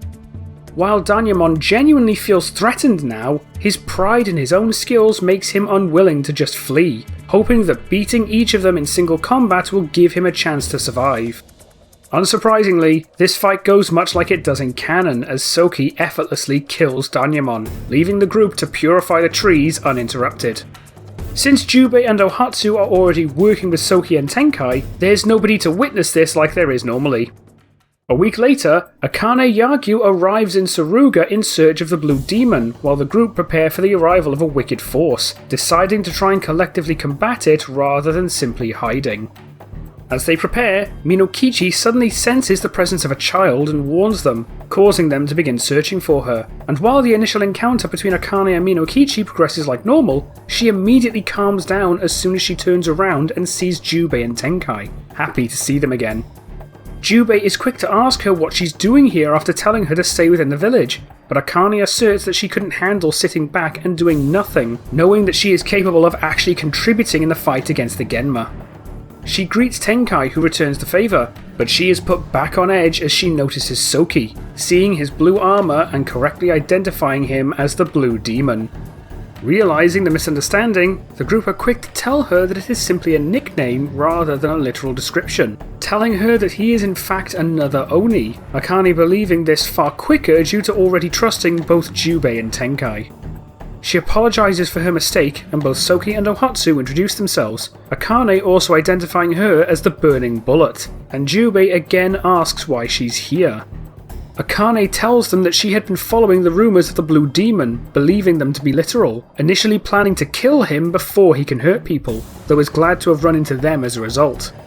While Jubei wants her to return to the village, Akane is eager to prove herself to her uncle, though Jubei asserts that they don't have the time.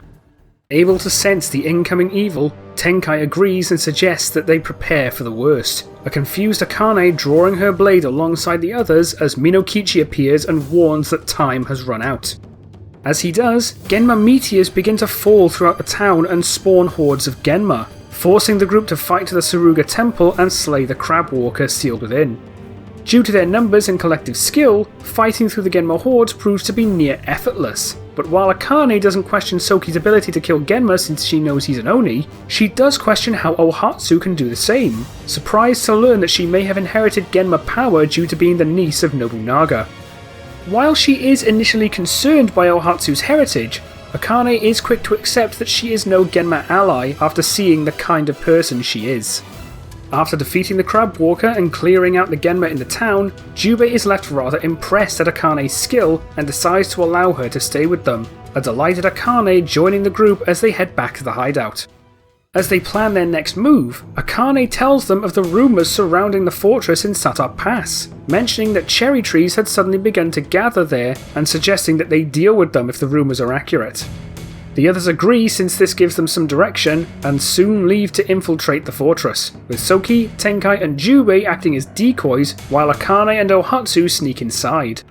While Akane is able to nimbly traverse logs due to her size, Ohatsu manages to use her grapple line to follow her, using her explosives to open the front gate for the rest of the group rather than Akane cutting the hinges. With the patrols having been already slain by then, the group all enter the fortress and climb the scaffolding to reach the roof of the warehouse. Before they are able to enter, however, they are stopped by the sound of a voice angrily calling Soki's name, the group turning to find Kiyomasa Kato with his Zamba sword in hand. Again, since Jubei is an ally here, there's not really anyone else left to guard the warehouse with Danyamon already dead. He is quick to call Hideyasu a traitor to Hideyoshi, though Soki simply expresses mild annoyance at his presence. While Tenkai and Ohatsu know who he is, Jubei and Akane are less familiar, and Kiyomasa proudly introduces himself as one of the 7 mountain spears, vowing to kill anyone who dares to defy Hideyoshi.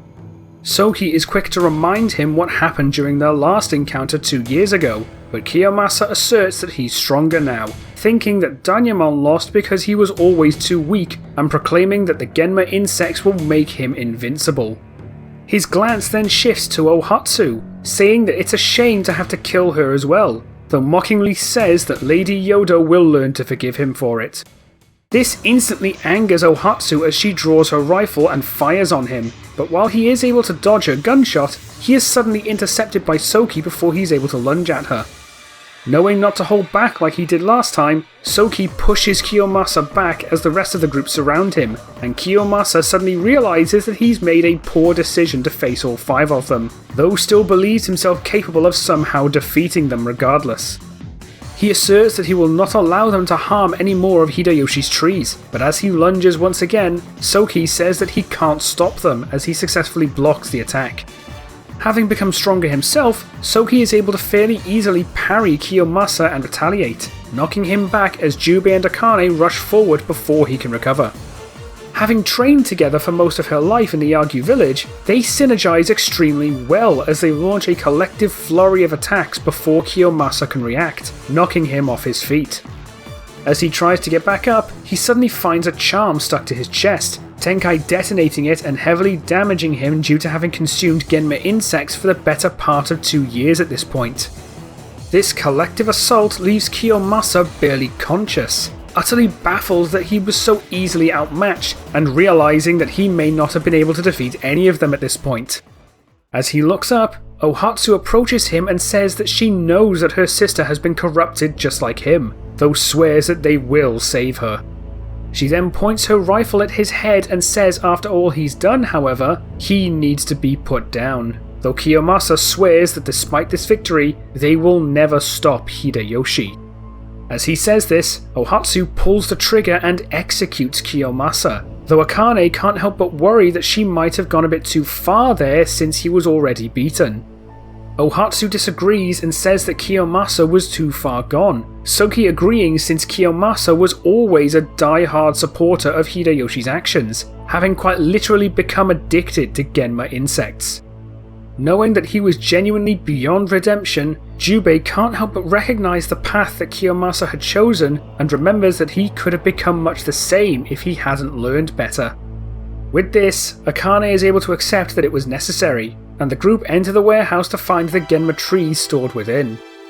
Akane initially suggests burning them, but Tenkai smiles and says that there's no need, confusing the young Yagyu. Her confusion turns to shock as Soki draws Requiem and drives it into a tree, purifying it and freeing the victims within. She is left in awe as Jubei explains that Requiem is an Oni purification sword that can purify the trees, meaning that they can save the victims rather than burn them. As the rest of the group deal with what's left of the Genma guarding the warehouse, Soki is able to purify all of the trees and free the captives, the group then leading them all back to town once everyone is free. With this victory, the party begin to think that this may push the Daigo festival back by another month, but while Soki wants to use this time to march on Kyoto, Jubei and Tenkai insist that there's something that they need to do first.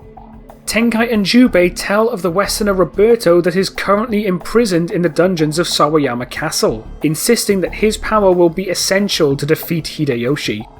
While the party are surprised to hear this considering how powerful they are as a team, they trust Tenkai and Jubei's judgment and agree to find and free Roberto, with Jubei suggesting that Akane act as a decoy due to her superior speed and agility. While she initially fights this decision, Jubei is quick to note that she is far faster than the rest of them, certain that she would be perfect for the role, with Tenkai agreeing that the rest could not match her in that regard. Their quick focus on her skill set causes her to enthusiastically change her tune and agree. Soki and Ohatsu left rather impressed at how well the two handled the situation. Before they leave, however, Soki is suddenly visited by the spirit of Fortinbras, this interaction being pretty much the same as canon, but Tenkai ends up breaking contact just as Fortinbras prepares to disappear. They question why Soki was yelling at nothing, but he insists that he saw someone, but he drops the topic when he realizes that no one else saw him. As they leave, Tenkai quickly pulls Soki aside and asks him what he saw, and Soki tells of the man in white that did not identify himself, asking if Tenkai really didn't see anything. Tenkai confirms to having very faintly noticed something, though not enough to make out any details, and warns that something about him didn't feel right, worrying Soki about another potential encounter in the future.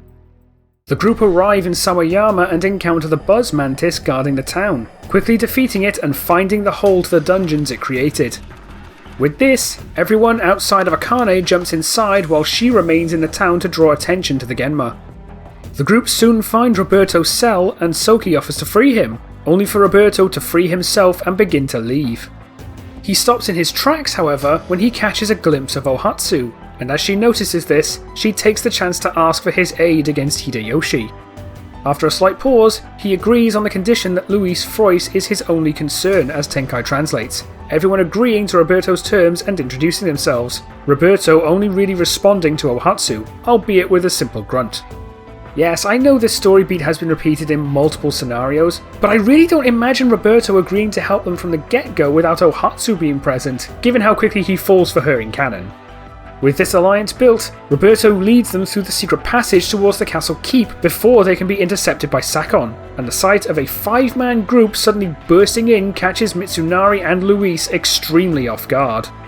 In a moment of panic, the two instantly trigger their trap and flee, not wanting to risk a straight fight against the entire group, and they are left to deal with the Dark Wasp as Roberto begins raging about Luis's escape. Tenkai is quick to calm him down by assuring that he's likely at Kyoto with Hideyoshi, and suggests that they all return to Mount Hiei to come up with a plan of attack. Everyone agrees, and once they find Akane, they all return to Enryaku and inform Arin of the entire situation. While Soki wants to launch a direct attack on Hideyoshi now, Tenkai and Arin agree that there's one last thing that he needs to do, drawing attention to the Oni Gate. Having worked with Soki for a good year now, the two are confident that he can be trusted with his innate power, explaining the trial of the Oni Gate and warning of the time limit. While Soki is a little annoyed that this had been hidden from him, he still remembers their reasoning for this decision, deciding not to kick up a fuss about it. Soki enters the Oni mansion and the trial goes about the same as canon, with him defeating Garganto and retrieving the Oni orb, failing to escape in time due to the intervention of Marcellus, and successfully breaking the gate open with his now unlocked power. This display of strength skyrockets the party's confidence in their chances, and they prepare to launch their attack on Kyoto, with Tenkai telling them of the Genma Mother Tree and saying that purifying it will likely do the same for the rest of them. The group soon reach the Akechi tomb and split up, regrouping at the entrance to the temple to get inside. Again, with Munenori not playing the villain here, Sakon is waiting in his place for them alongside Mitsunari and Luis, though Roberto is the only one to rush in and attack his target. Ohatsu is quick to follow and does her best to rein him in, while the rest prepare to fight off Mitsunari and Sakon. But Mitsunari is able to successfully goad Soki into rushing ahead to confront Hideyoshi himself, despite Tenkai's warnings. Since they still outnumber their enemies regardless, Jubei tells Akane to chase after Soki and try to stop him, leaving himself and Tenkai preparing for a 2-on-2 battle with Mitsunari and Sakon. Ohatsu overhears the battle and rushes to back them up, having already lost track of Roberto and Luis, but while this battle is somewhat even, it already finds itself slowly but surely tipping in the Oni's favour. Having known each other for 14 years, Tenkai and Jubei's synergy gives them the edge against their opponents, allowing them to steadily gain ground against the Genma. While Mitsunari and Tenkai are fairly evenly matched, Jubei's raw skill and discipline pushes him beyond Sakon, though he begins to notice that the spearman seems a little more savage than stories would normally suggest.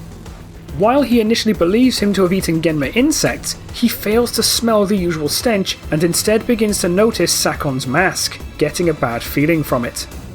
Seeing that Jubei is pulling ahead, Tenkai focuses on preventing Mitsunari from intervening as Sakon is soon defeated, causing him to begin fighting the influence of Ophelia's mask. Once Jubei takes this chance to join Tenkai against Mitsunari, the latter, seeing the disadvantage he's been left with, attempts to tap into his Genma power to restrain them.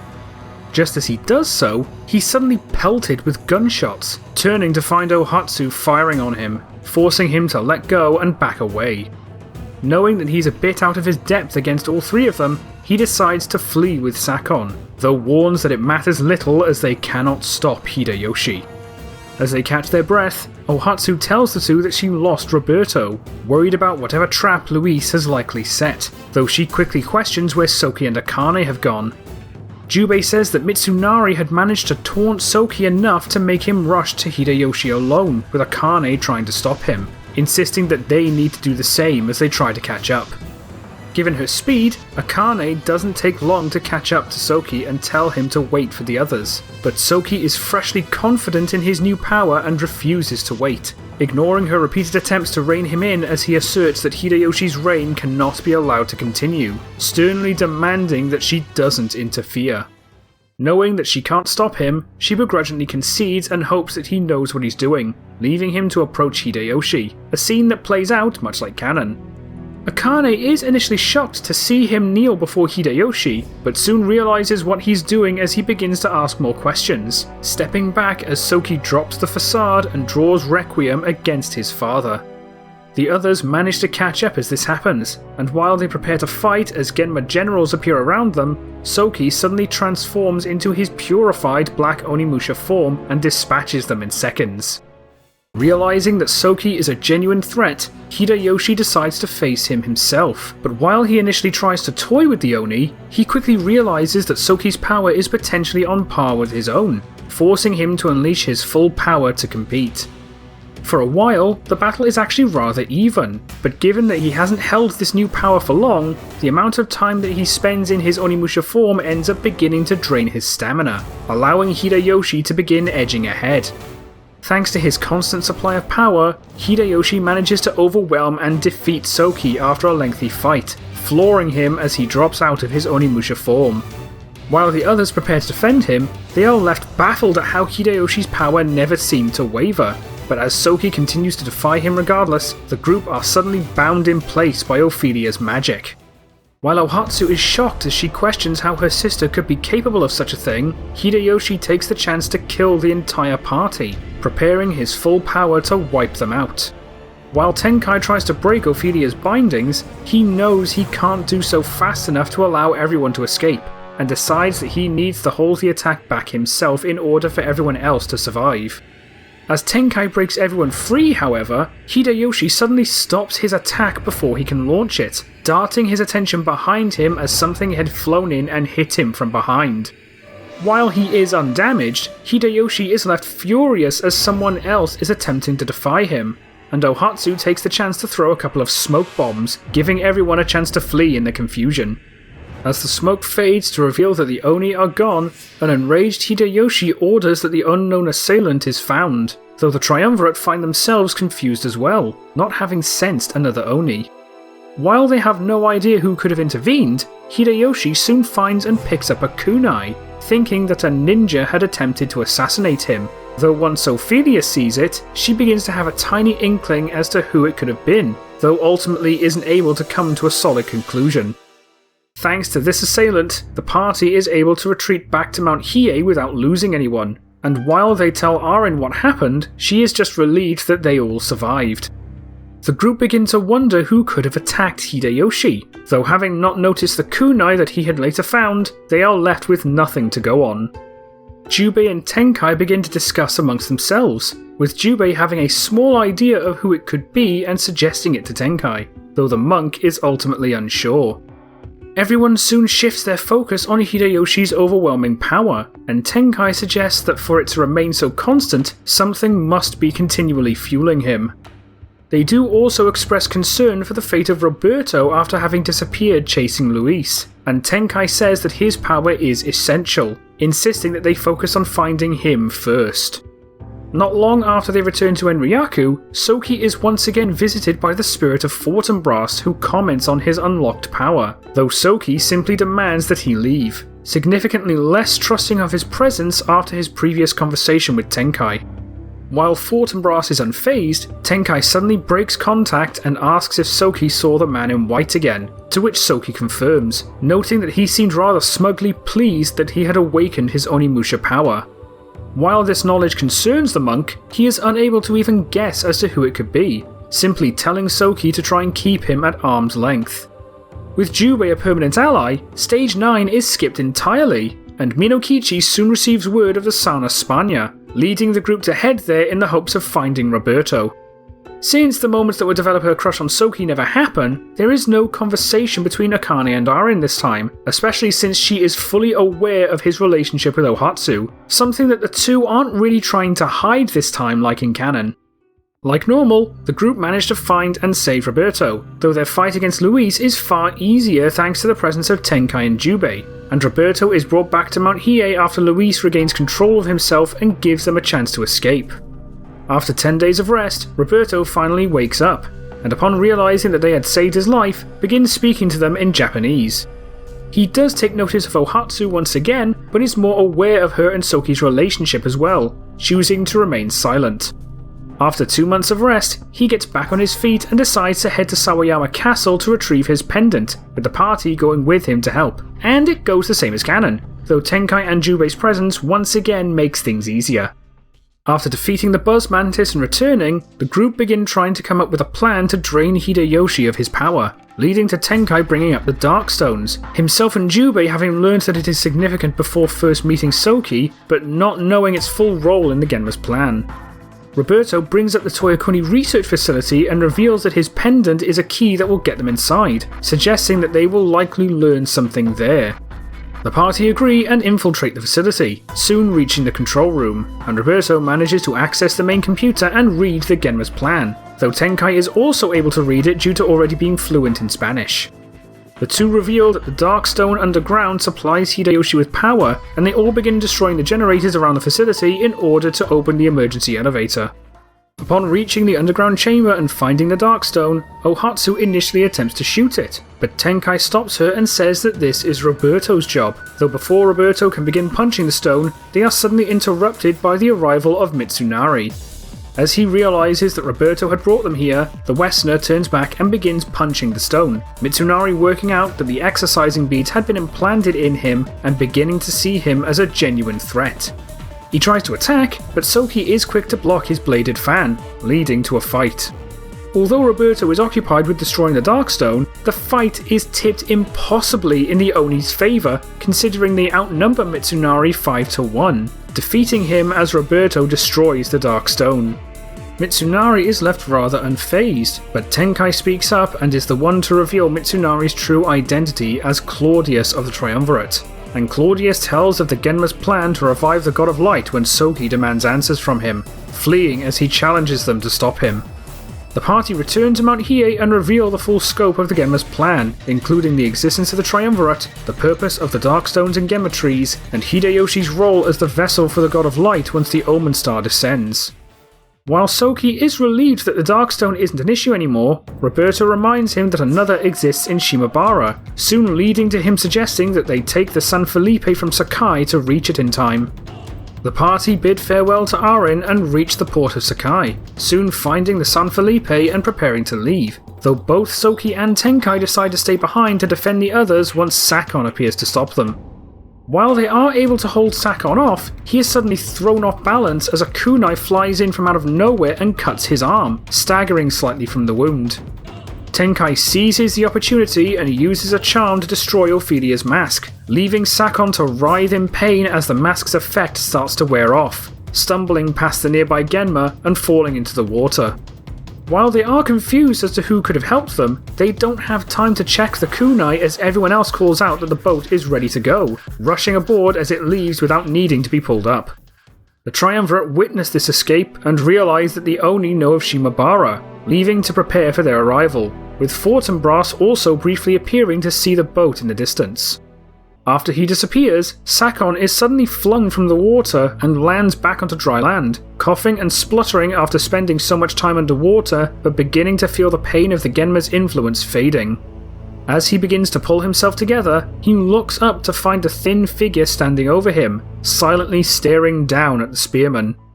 On the ship, Soki is once again visited by the spirit of Fortinbras, but when Tenkai notices that same faint sensation, he turns around to cut contact only to realise that he can see him as well this time. Before the monk can say anything, Fortinbras turns to him and tells him that there's no point in breaking contact again. Tenkai asks who he is, but Fortinbras chuckles and says that he of all people should know that already, though upon seeing Tenkai's confusion admits that he appeared different during their last encounter. Tenkai is left entirely clueless as to what this means, but Fortinbras assures that all will become clear soon enough before disappearing. Soki and Tenkai can't help but give each other a highly concerned look, now beginning to think that he is in some way connected to the Genma, but they are soon interrupted by Roberto, the Westerner asking them what's wrong. While he and the others still don't see Fortinbras, they remember Soki's previous mention of him, something that Roberto had been told after his rescue.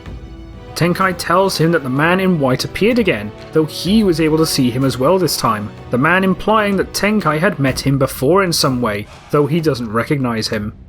Roberto is quick to distrust this individual and suggests that he is in some way connected to the God of Light, asserting that they need to hurry and stop the descent of the Omen Star.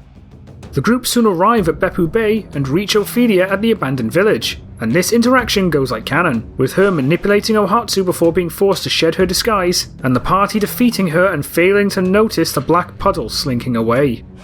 Upon reaching the Shimabara facility, Roberto and Ohatsu have a similar conversation to Canon, though she isn't quite as embarrassed when Roberto tells her to save her likes and loves for Soki. Again, by now, Ohatsu and Soki are far more open about their relationship, so Ohatsu doesn't even try to hide her love for him this time, already having long chosen him over her fiancé Kyogoku Takatsugu. Instead of stuttering, Ohatsu says that likes and loves shouldn't be held exclusively for one person alone, suggesting that doing so would make her apathetic towards anyone who isn't Soki, and comparing such an idea to being no better than the Genma. Roberto respects this response, though tells her not to let Soki get jealous as a result, causing her to sternly assert that he wouldn't do such a thing. This only causes Roberto to laugh and admit that he can't resist joking around with her, and the rest of their conversation goes the same. The next day, the group infiltrate the facility and destroy the generators to access the underground chamber, though they reach the sanctum to find the Darkstone missing. Rosencrantz enters, which quickly angers Roberto, and he is soon followed by Claudius as the latter calls attention to the Darkstone floating far above them, challenging them to a fight as the platform begins to ascend. Naturally, he is soundly defeated by the party considering he locked himself in a 6v1 battle, but he proclaims that he cannot die so long as he remains close to the Darkstone. Roberto manages to slip past him and prepare to destroy it, but Claudius is able to successfully bind him and the rest of the party, leaving them unable to destroy the stone. As he remains confident that they cannot escape, yet another kunai flies in from behind and hits him, Claudius suddenly turning around to see a figure hopping between the walls before standing on top of the structure around them. Everyone else looks over to see a thin humanoid figure, but as Tenkai is about to recognize it, Sakon suddenly leaps up and impales Claudius, forcing him out of Mitsunari's body and freeing the party from his grip. The figure takes the chance to jump down to the platform as this happens, and Tenkai is shocked to see that it is in fact Otsune, but before he is able to ask why she's here, they all begin to hear the booming voice of Claudius as he reveals his true form. Tenkai tells Otsune and Sakon to fall back with Mitsunari, and the party take on Claudius while Roberto begins destroying the Dark Stone. Like canon, Claudius is left beaten as the stone is destroyed, though instead of laughing, Claudius assures that even if they return in time to stop the Omen Star, they will not be strong enough to defeat Hideyoshi, cursing them as he falls to his death alongside Rosencrantz. Remember, the successful attack on the Suruga fortress gave the party extra time to stop the star's descent, and while they weren't quite correct in assuming that they'd be given an extra month, they do still have an extra couple of weeks left to succeed. While they feel that they may barely have enough time to get back to San Felipe and return to Sakai in order to launch an attack on Kyoto from there, they instead want to find a faster way, Sakon soon approaching and telling them that there is one. He tells them of the space folder in Nagoya Castle that would get them straight to Kyoto, though laments that 6 people will not be enough to assault the castle. Before the spearman leaves, Jubei asks him about the ninja that appeared with him, and Sakon reveals that she had fished him from the sea in Sakai, coming with him to stop Claudius. Tenkai is rather shocked by this, considering Otsune had effectively disappeared for the better part of 14 years, but Jubei asks if it was really her, having never actually seen her himself. Tenkai confirms, though is unsure why she decided to show up since she seemed to be aiming towards complete solitude after their last meeting, but Sakon chimes in that she never actually mentioned a reason for interfering. Ohatsu asks if she would come with them, but Tenkai doubts it, unsure why she helped them but believing that she won't try to stop them either. He promises to explain later but insists that they need to head to Hizen first, and Sakon wishes them luck before leaving. Not long after the party leave Shimabara, they are intercepted by Otsune, Tenkai greeting her as she appears, while she simply responds with his name. He asks her why she's here, and Otsune simply says that it was necessary, a confused Tenkai asking what she means. Otsune explains that after their last meeting, she took the time to think about her purpose, considering her own past as well as the past of others, and considering many possibilities such as rejoining the Genma or siding with the Oni. Eventually, she realised that she didn't feel strongly for either side, knowing that she is a Genma creation but lamenting that she was little more than a slave to Guildenstern. Knowing that she had no autonomy under him, she chose to distance herself from the Genma, though soon did the same for the Oni after realising that she didn't really feel anything for them either, thinking that it's better than sacrificing her autonomy to the Genma or siding with the Oni that she feels so little for. While disappointed at her ultimate decision, Tenkai understands and asks what made her intervene now, and she explains that while she is no ally to the Oni, she is able to recognize the threat of Hideyoshi and the Genma. During her travels over the past decade, she learned that Hideyoshi would bring ruin to all if left to his own devices, including her, so she felt it necessary to intervene even if she wanted nothing to do with it. She decided to only act when absolutely necessary for the sake of her own survival, prompting Soki to speak up and identify her as the one who distracted Hideyoshi in Kyoto. Otsune confirms, knowing that she wouldn't be noticed since he and the Triumvirate were too tunnel-visioned on the Oni, but Akane asks why she helped Sakon in Sakai. Otsune tells them that she could recognize that he too was reduced to nothing but a slave to the Genma, ultimately taking pity on him and wanting to at least help him regain his autonomy like she did. Sakon explained to her the truth of Claudius, and she agreed to help stop him. But with that now done, she wants no more involvement from here on out. As she says this, she turns her back to them and says that she did what she had to do. Now she leaves the rest to them. Before she leaves, Tenkai thanks her for her aid, expressing a hope that she finds what she's looking for, and Otsune turns back towards him and nods before darting off into the distance. Knowing some of Tenkai's history, Jubei asks if he's okay, but Tenkai is entirely unfazed by this interaction and reassures him that he's fine, and they manage to reach Nagoya Castle in around 5 days. Once again, Jubei's presence as an Oni means that Ophelia is the only one waiting atop the castle, and she instantly uses the space folder once they arrive, destroying the device on the other side.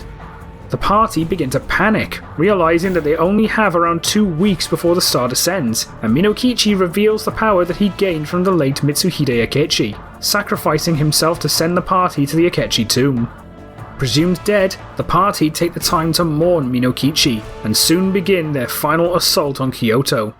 Since the star is still around 2 weeks away from the Earth, it is not actually close enough to revive the Triumvirate, leaving Ophelia alone to fight them off alongside Hideyoshi. Instead of intercepting them halfway, she decides to fight alongside Hideyoshi at Fushimi Castle, ranting at them once they arrive that they have managed to thoroughly ruin all of their plans, though Hideyoshi remains confident thanks to the Genma seed implanted within his body.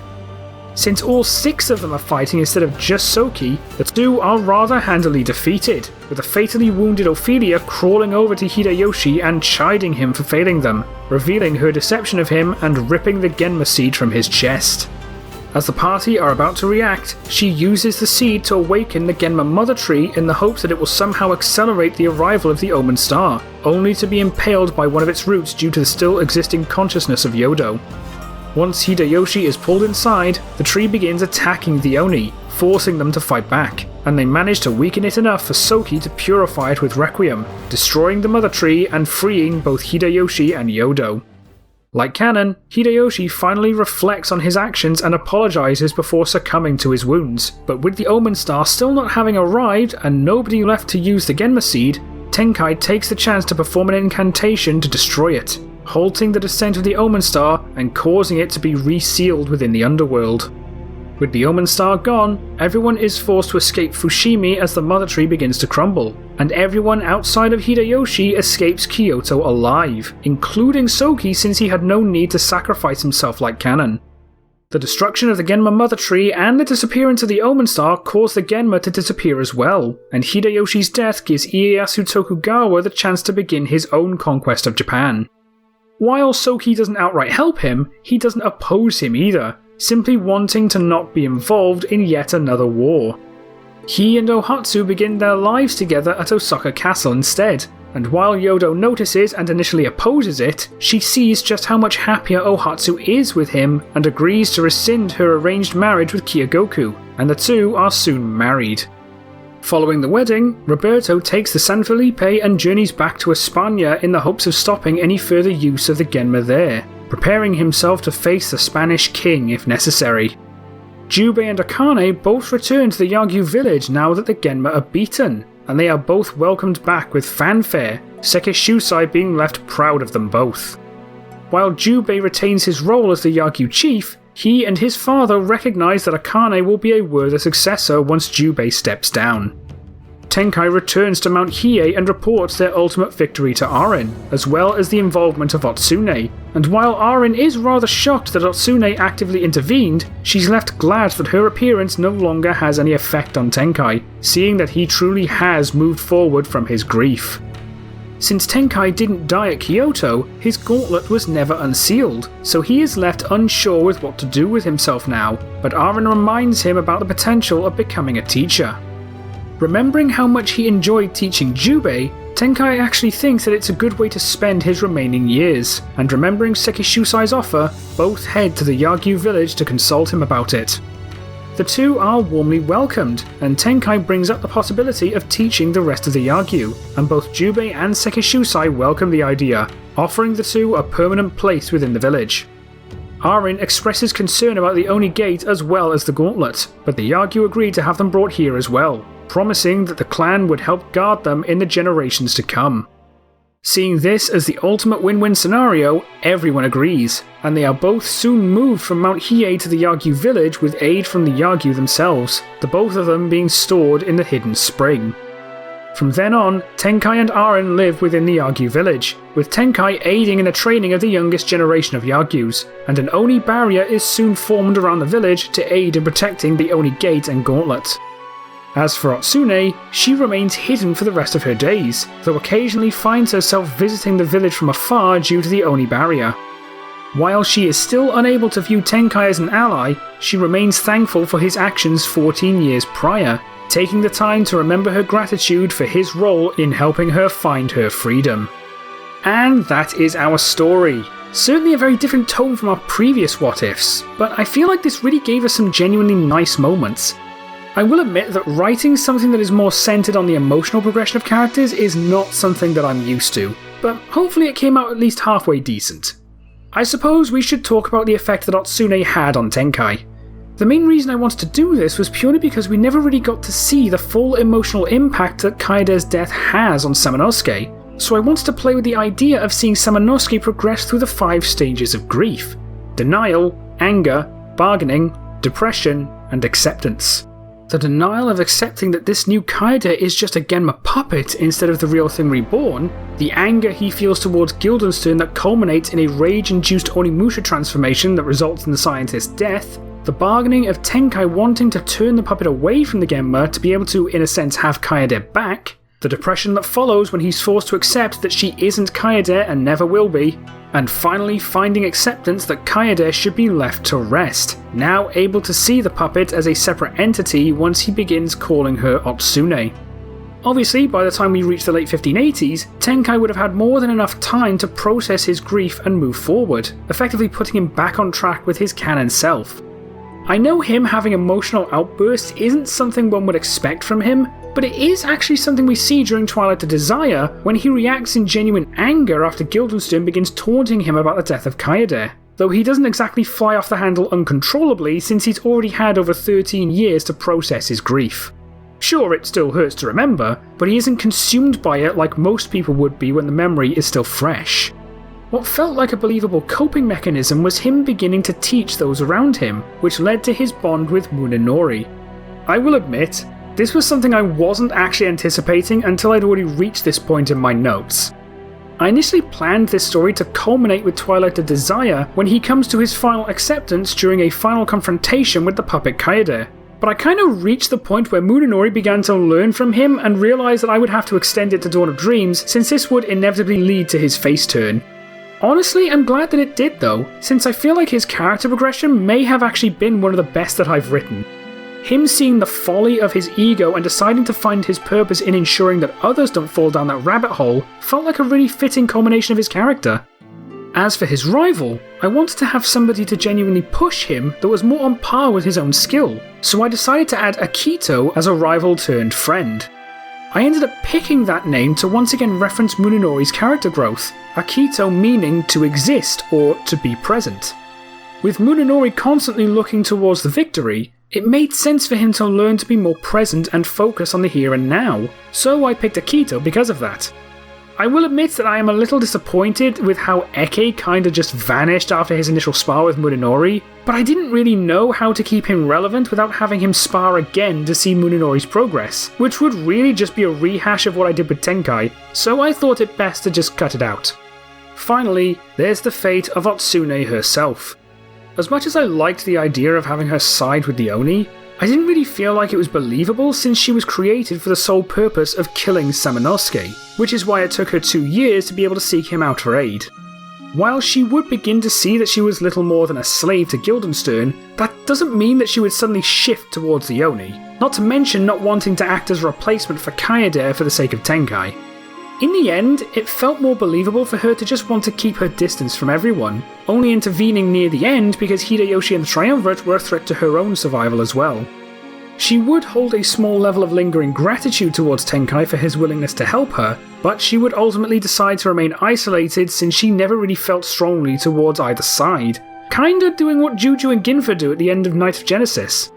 Anyway, I think I've rambled enough now, so we'll call it a day. Thanks for watching, everyone, and if you are a fan of Onimusha-based content like this, be sure to like and subscribe so you don't miss any more. I would very much appreciate it.